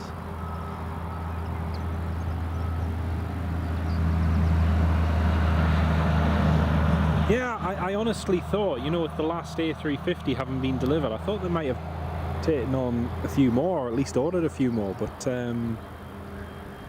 everything at the moment seems to be going in all different places in IAG apart from British Airways and Aer Lingus, which is strange. I mean, yes, British Airways are getting a few 321 Neos and 320 Neos, but there's nothing huge to just do a complete fleet overhaul. I mean, the irony is, airlines which have gone bankrupt, such as Alitalia, and officially disappeared, have gone. Then you've got these new ones such as ITA Airways starting up with funding, and then they're starting with all new fleets, A320 Neos, 321 Neos, you know, and it's very few of the older Airbuses, but I say older, a lot of them aren't even that old, they're 10, 15, 20 years old, but yeah. They do have lots to be allocated, that's true. However, even with the likes of the Aer Lingus one, you know, Aer Lingus, one minute they're expecting 350s, next minute they're not. And now it's a case of what's going to be replacing the A330s. And it's strange for an airline that has the opportunity with such aircraft to tap into the Asian markets, why there's not more of a push there, because other airlines are starting to take up those routes. Yeah, it's interesting.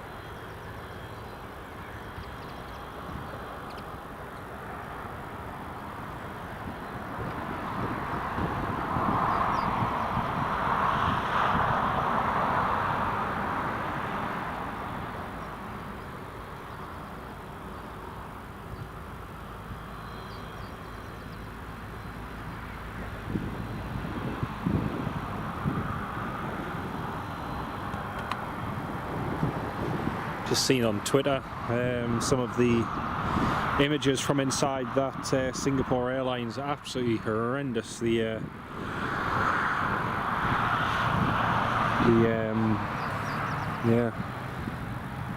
obviously passengers who've been sat without their seatbelts on, and as soon as this turbulence has occurred, they've just been immediately been thrown up and impacted the ceiling and overhead bins.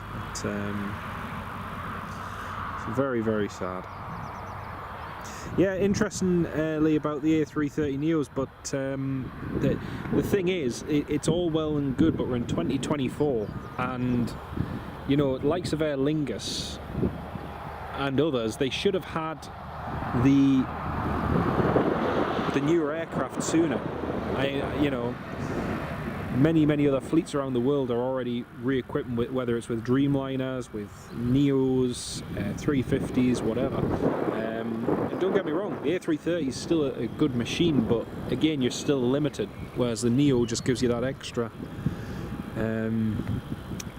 bit of efficiency, that extra bit of range, just to tap into other markets. I mean, it's been proven with the Neos.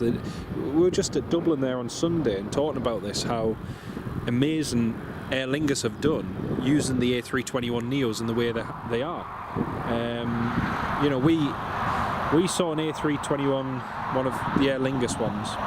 It arrived in from, I think it was Munich, and then it was about to depart to Philadelphia, and earlier that day it had already flown from Washington to Dublin, then Dublin to Munich, Munich to Dublin, before then flying back across the United States again. And it's such a cool aircraft because it gives you the opportunity to do routes like that, just normal inter-European routes, but then quickly do a transatlantic flight. But on the wide body side, you know, it's very limited, very limited.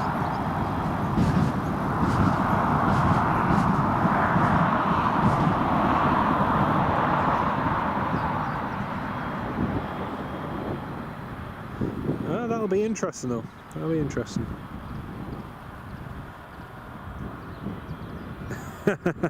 Give us a spares crew, always complain.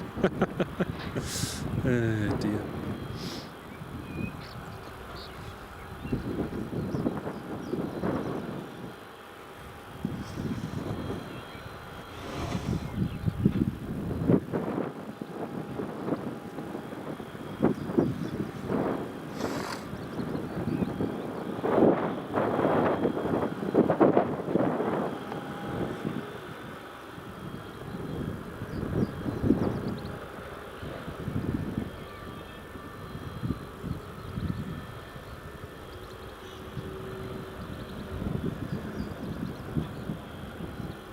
That's right.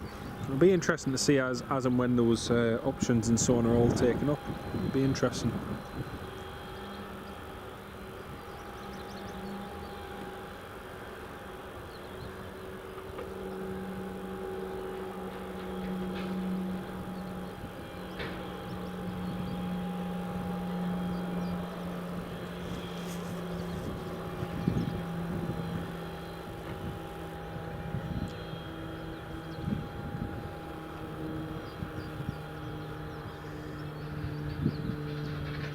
Well, our next few arrivals, the business jet's just over North Wales, Jet 2 is at around East Midlands way, my mate's TUI is just approaching Leicester,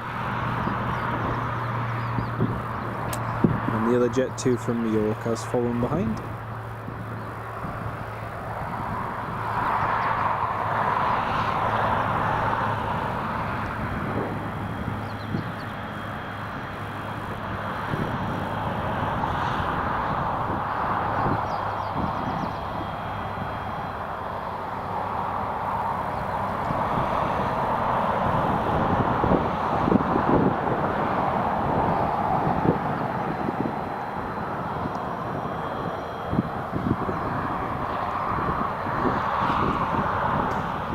I think that's the plan for the 737 MAX, isn't it?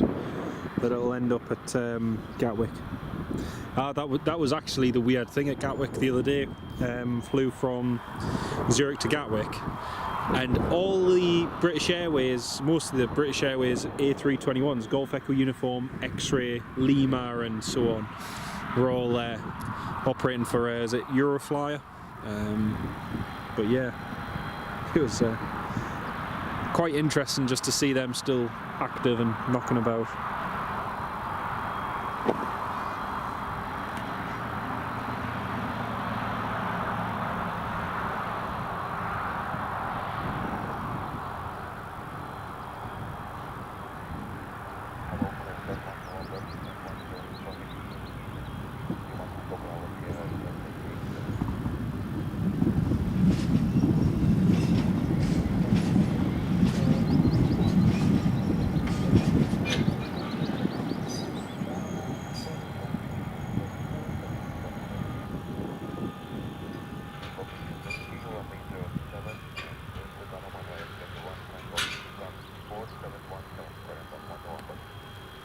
Corendon's just got clearance, folks.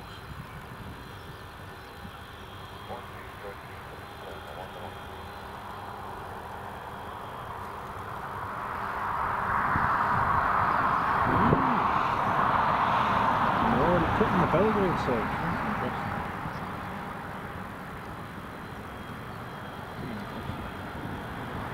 You alright, mate? Bad, you? Blowing out both ends. Ah, well. Keep him busy. Good. You live? Yes, yeah. I didn't realise. Yeah, don't be sorry. Fly.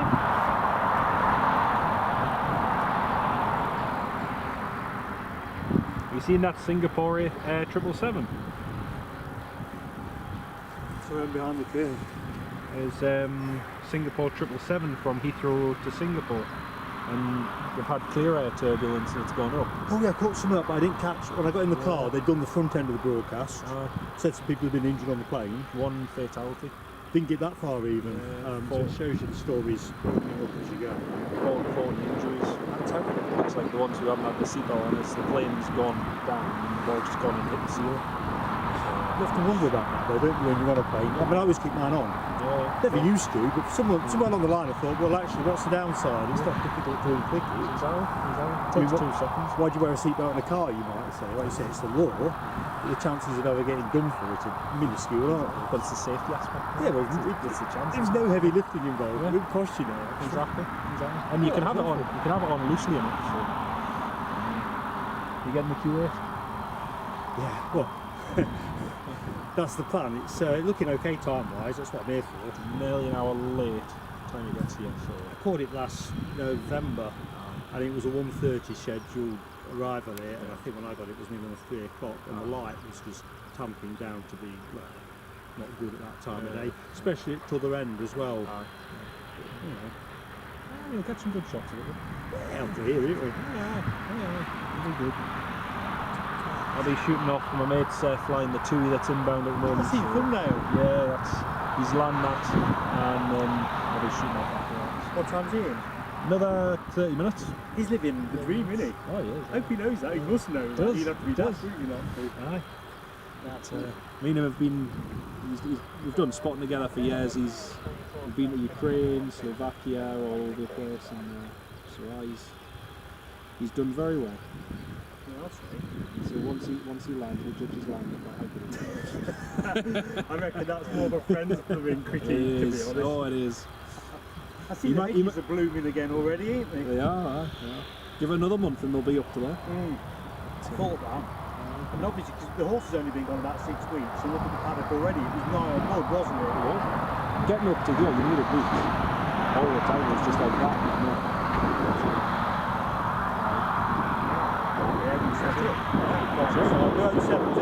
Well, 07, but it might change in the next hour. Yeah, I mean, I wondered if it was going to go the other way and we'd keep 25, and then it would change. But of course, the forecast is moving all the time. So it's variable as well. So like now, it's just on the cusp of 25. But 10 minutes ago, it's on for 07. So what we're talking at the minute, north-northeasterly. North-northeasterly. Pretty much. Just heads up on the A1. I caught not a heavy shower, but I caught a shower around Morpeth or thereabouts. So I mean, you'll have your way of protecting your kid. Oh yeah. But it would do, wouldn't it? Initially, when I got here, I was watching it down. So that's a 10% probability of rain, isn't it? Yeah. It wasn't even a 10%. It was nothing. It was just it was a pain. Teddy Beat's not wearing this wretched coat. Yeah. At least you remembered your coat. Well, I didn't really want to, but then I thought I could put things in the pockets. That's worth doing. It's worth doing. Tony, yes it is indeed. Chav, just seen the video on Twitter of the Singapore turbulence from the one being smashed in the ceiling. It's awful. It is, it's horrible. It's horrible. Nick, welcome back. Your flight radar's down. Is yours? No, I think mine's still okay. Let me just double check. Nope, still up for me, mate. Still working. The Ryanair there is pinging and is about to push back. So we'll get that going in just a second. Echo India, Echo Mike India. So that's just about to push back. And that one is heading to Palma de Mallorca. Got the Jet 2 to Mahon as well. And the TUI, which is just approaching Leeds. Isn't too far away now. Alright, just end that one.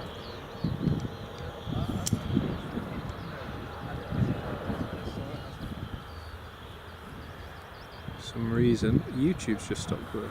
Oh, there we go. Sorry, the live stream just went momentarily, folks. There we go. Right, I think they're just waiting for the pushback tug to connect, and then they'll be going.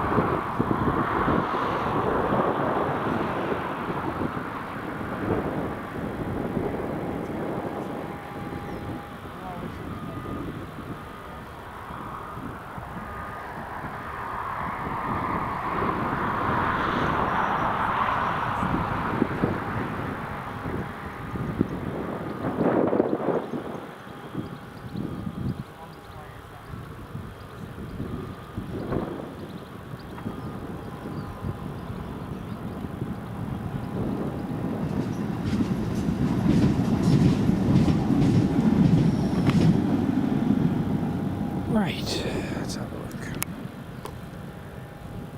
That's them just getting the tug connected to it now.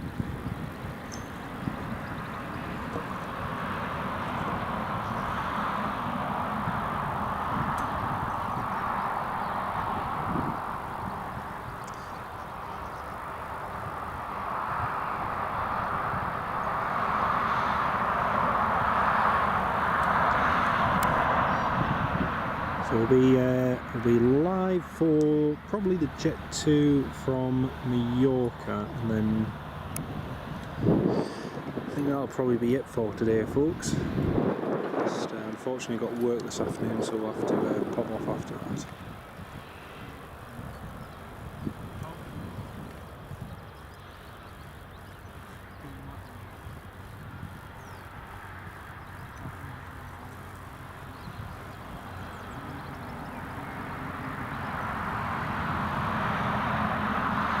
Oh, Sim Express.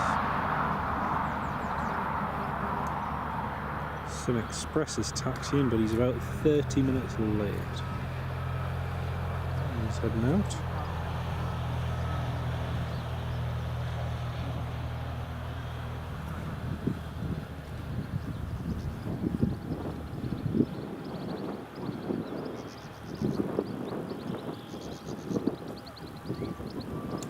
Well, looks like they're ready for departure anyway. Or at least ready for pushback. Actually, Chavs, that video that's been posted on Twitter of the person going up hitting the ceiling is an old video.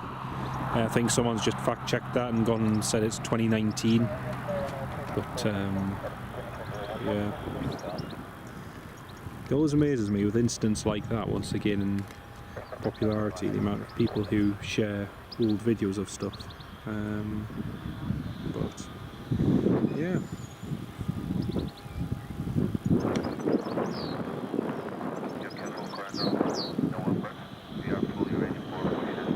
Corendon is ready for push and start.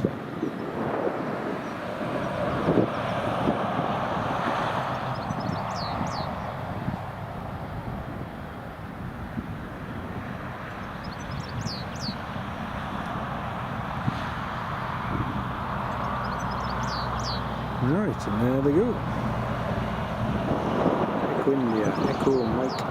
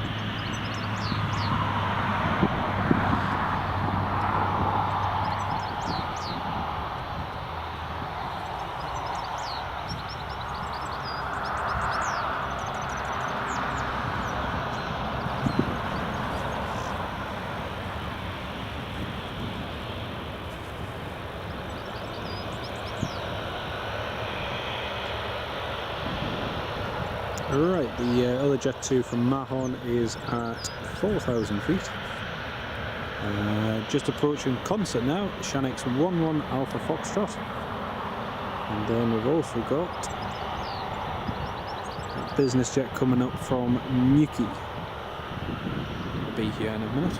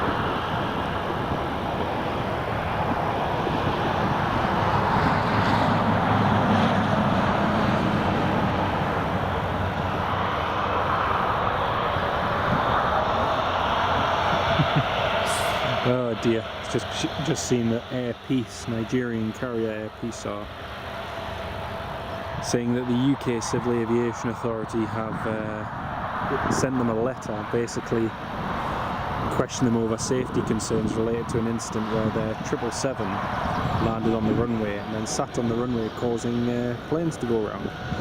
And yeah, something to do with the electronic flight bag and the iPads. And apparently there's no iPad charging, USB charging points or anything like that.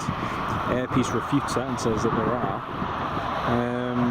Yeah, they're an interesting airline. They always seem to like to kick back against any criticism or anything.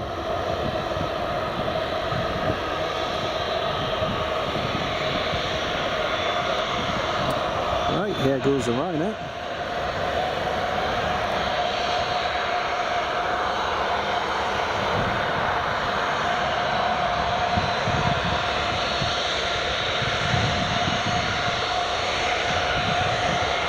Yes, exactly, Tony. Yeah, sending a letter, yeah. And the fact that they were happy enough to post about it on Twitter as well is hilarious. Absolutely hilarious.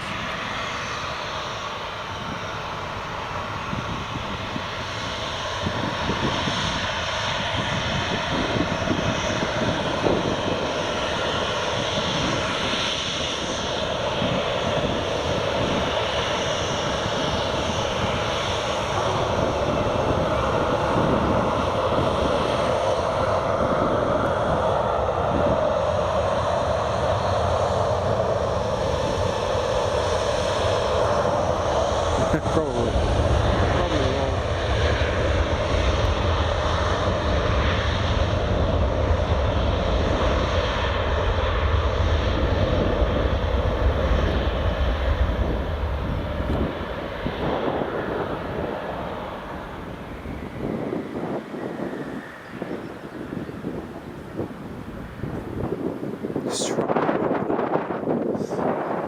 Probably with redacted parts as well.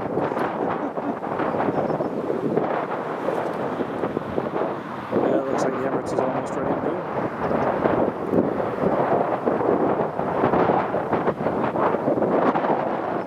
Well, that's your Ryanair Airball. Jet 2's next up on final approach, runway 25. Got the Emirates, which is still got the heavy loader at the back, and we'll see if that does push in the next few minutes, because if it does we'll catch it departing, but if not we'll have to end the live stream after the TUI.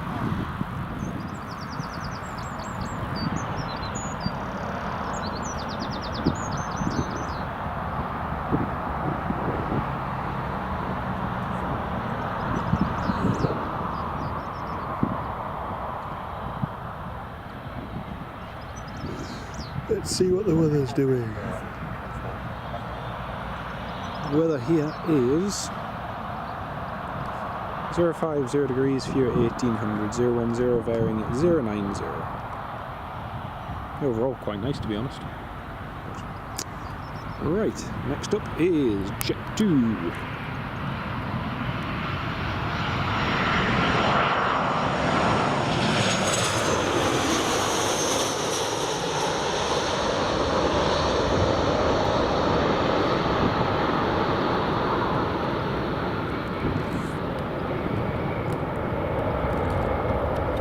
Nicely done.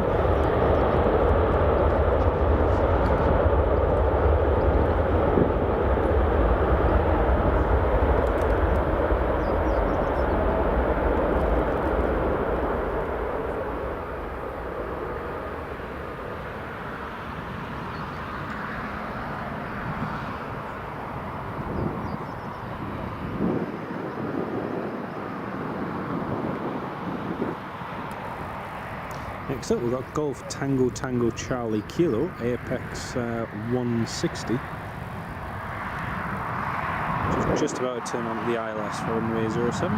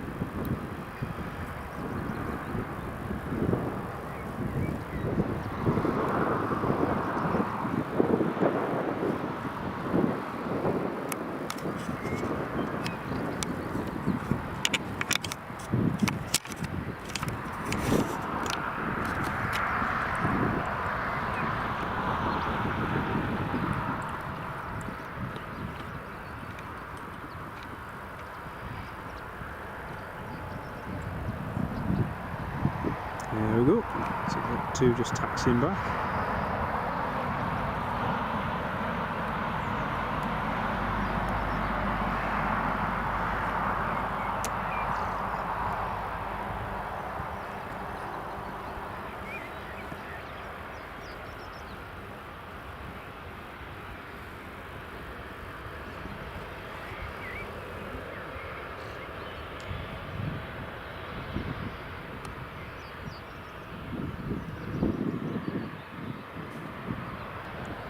I can see there's 48 of you all tuned in at the moment. Very good afternoon to each and every one of you.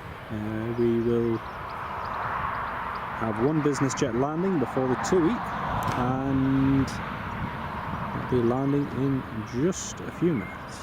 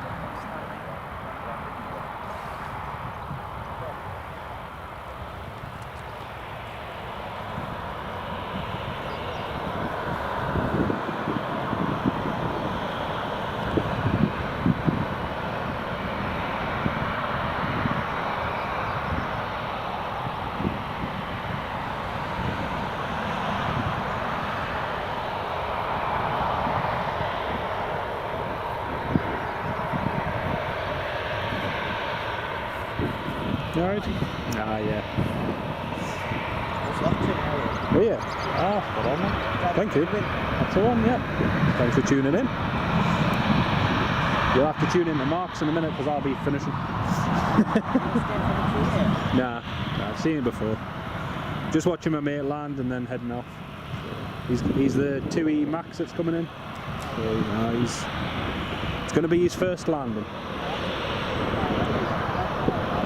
Aye. It should be good. Are you staying for the Q8? Smashing. Good stuff. Big right hand, all boarded on the Corendon. Have a great flight, mate. Hope you enjoy it. And Levi's from Newcastle. That's where we're at.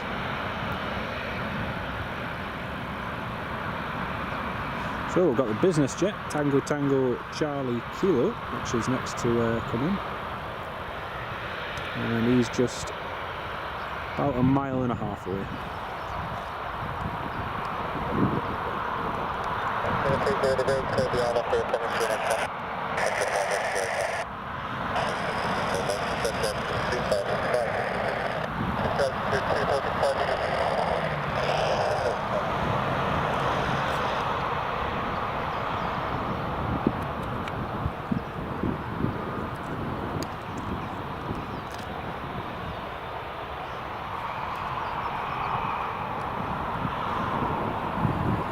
Right, here comes the biz jet.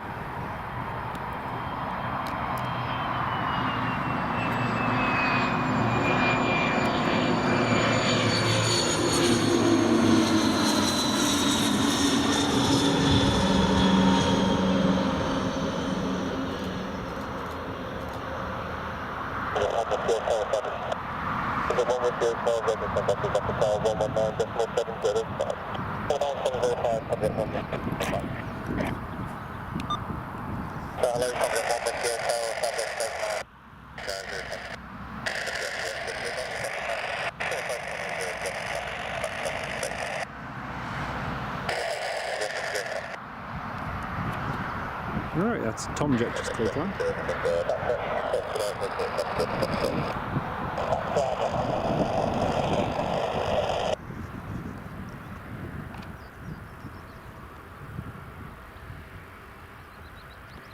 Well, it looks like the heavy load has just been removed off the Emirates, so hopefully that should be going on time. Right, and the next arrival is going to be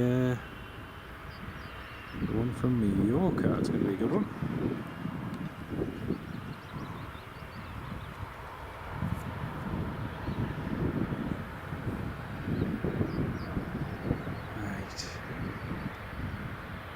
Tango Charlie Kilo, just backtracking now.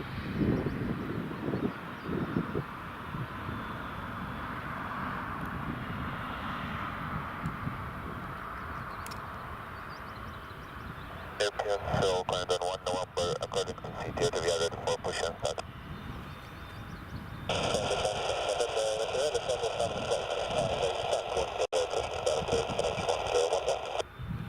Push and start approach, range 1011, going on 1 November.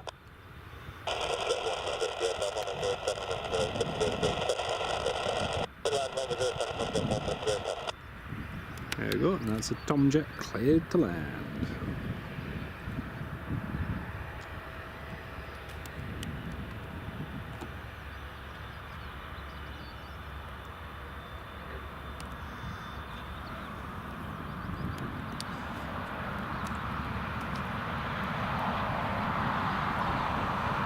See all the passengers just boarding the Jet 2 over there.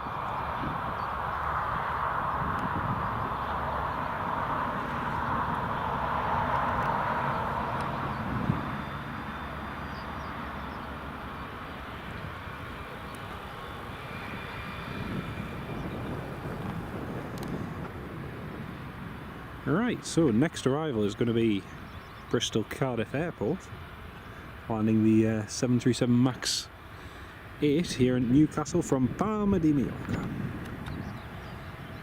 That's going to be the next arrival. Bristol Cardiff Airport, landing TUI Airways 737 MAX 8 Golf Tango Uniform Mike Papa here at Newcastle Airport for the very first time. Here it comes.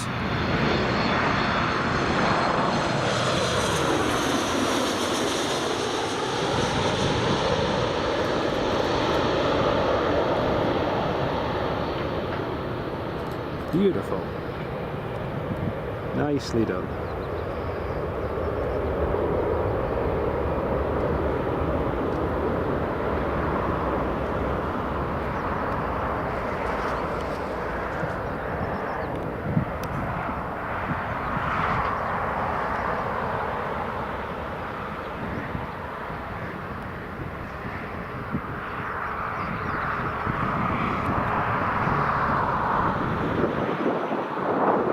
Very nicely done.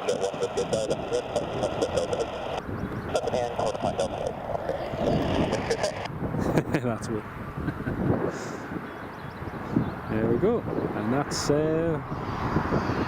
him landed. Well done.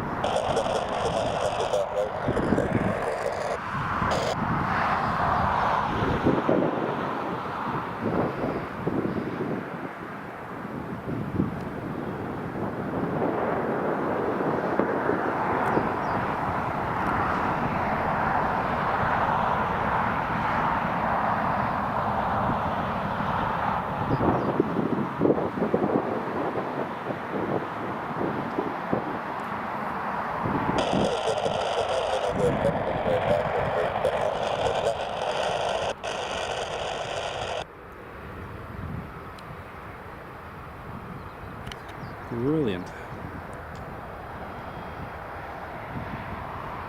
Dannon. Proper Ryanair landing it looked like. Well, you got to start somewhere, you know. Oh, it was excellent. That was really, really good. That's his first passenger landing. Fantastic. Actually sounds weird hearing him on the frequency.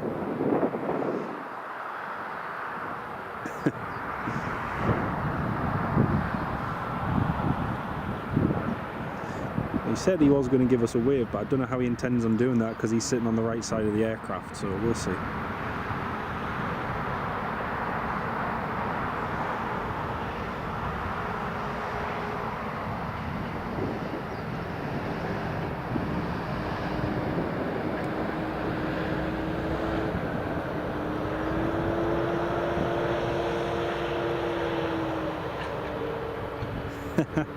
Absolutely, Nick. Absolutely. It was definitely one I was not going to miss.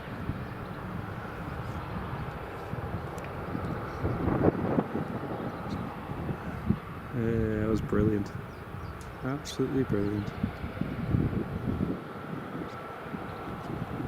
So next up we've got another Jet 2 just coming into land. Another one from Palma de Mallorca, took off just before they did. Golf Juliet Zulu Bravo Sierra. Just on the approach.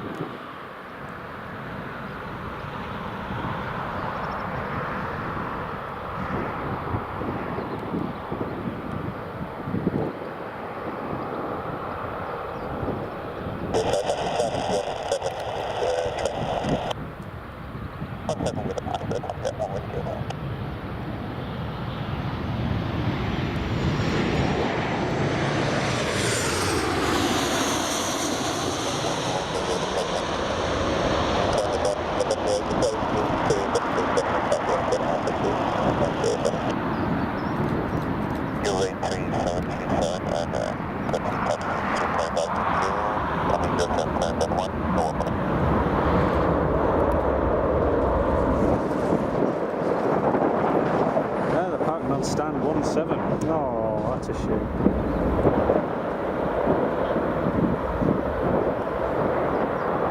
Fantastic landing though. It's really, really good.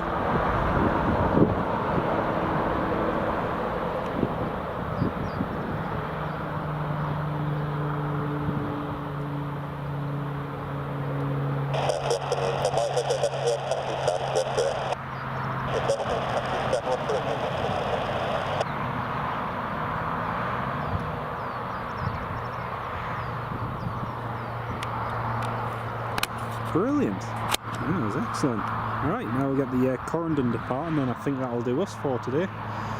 Unless the Emirates suddenly pushes back. Doesn't look like it's going at the moment, but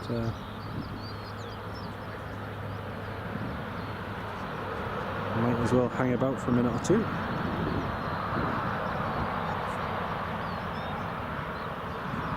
Next arrival is just south of Leeds at the moment, so it's got a little way to go. But we'll see if they manage to push back on time.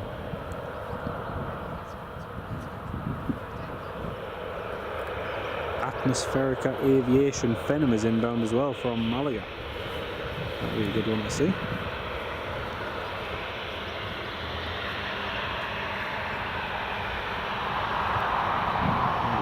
Corendon Airlines taxi.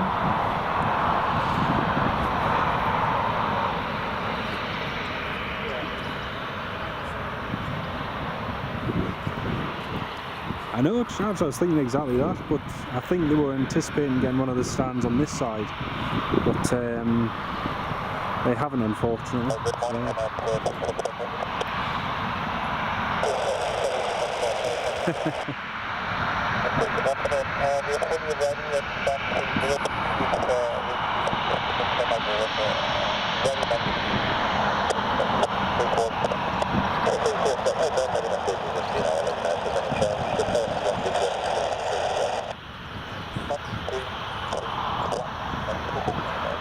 Ooh, current slot's 1331, so 2:30 is the slot for the Emirates. So he's got another 40 minutes to go till departure, if that's a slot.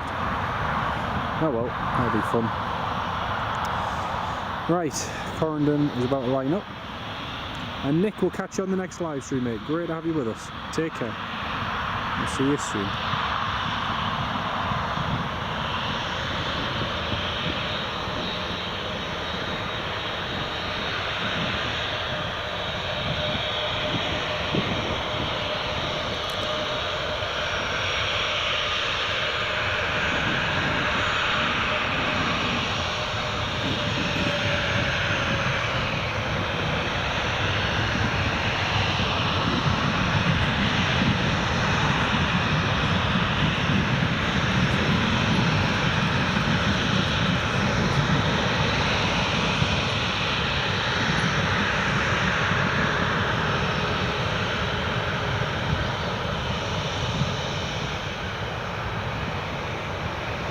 Can't believe the Emirates slot's 1331. That's crazy.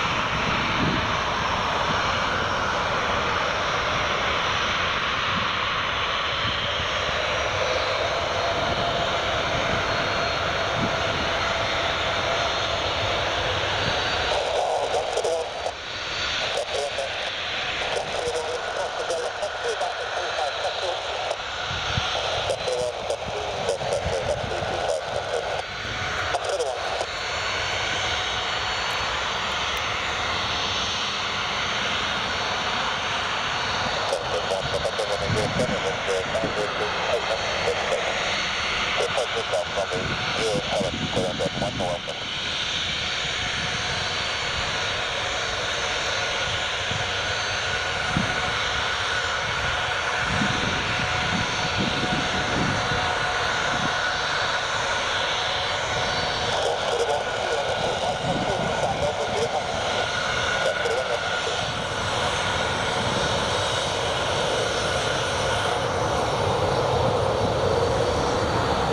One of our viewers is on that aircraft heading to Dalaman.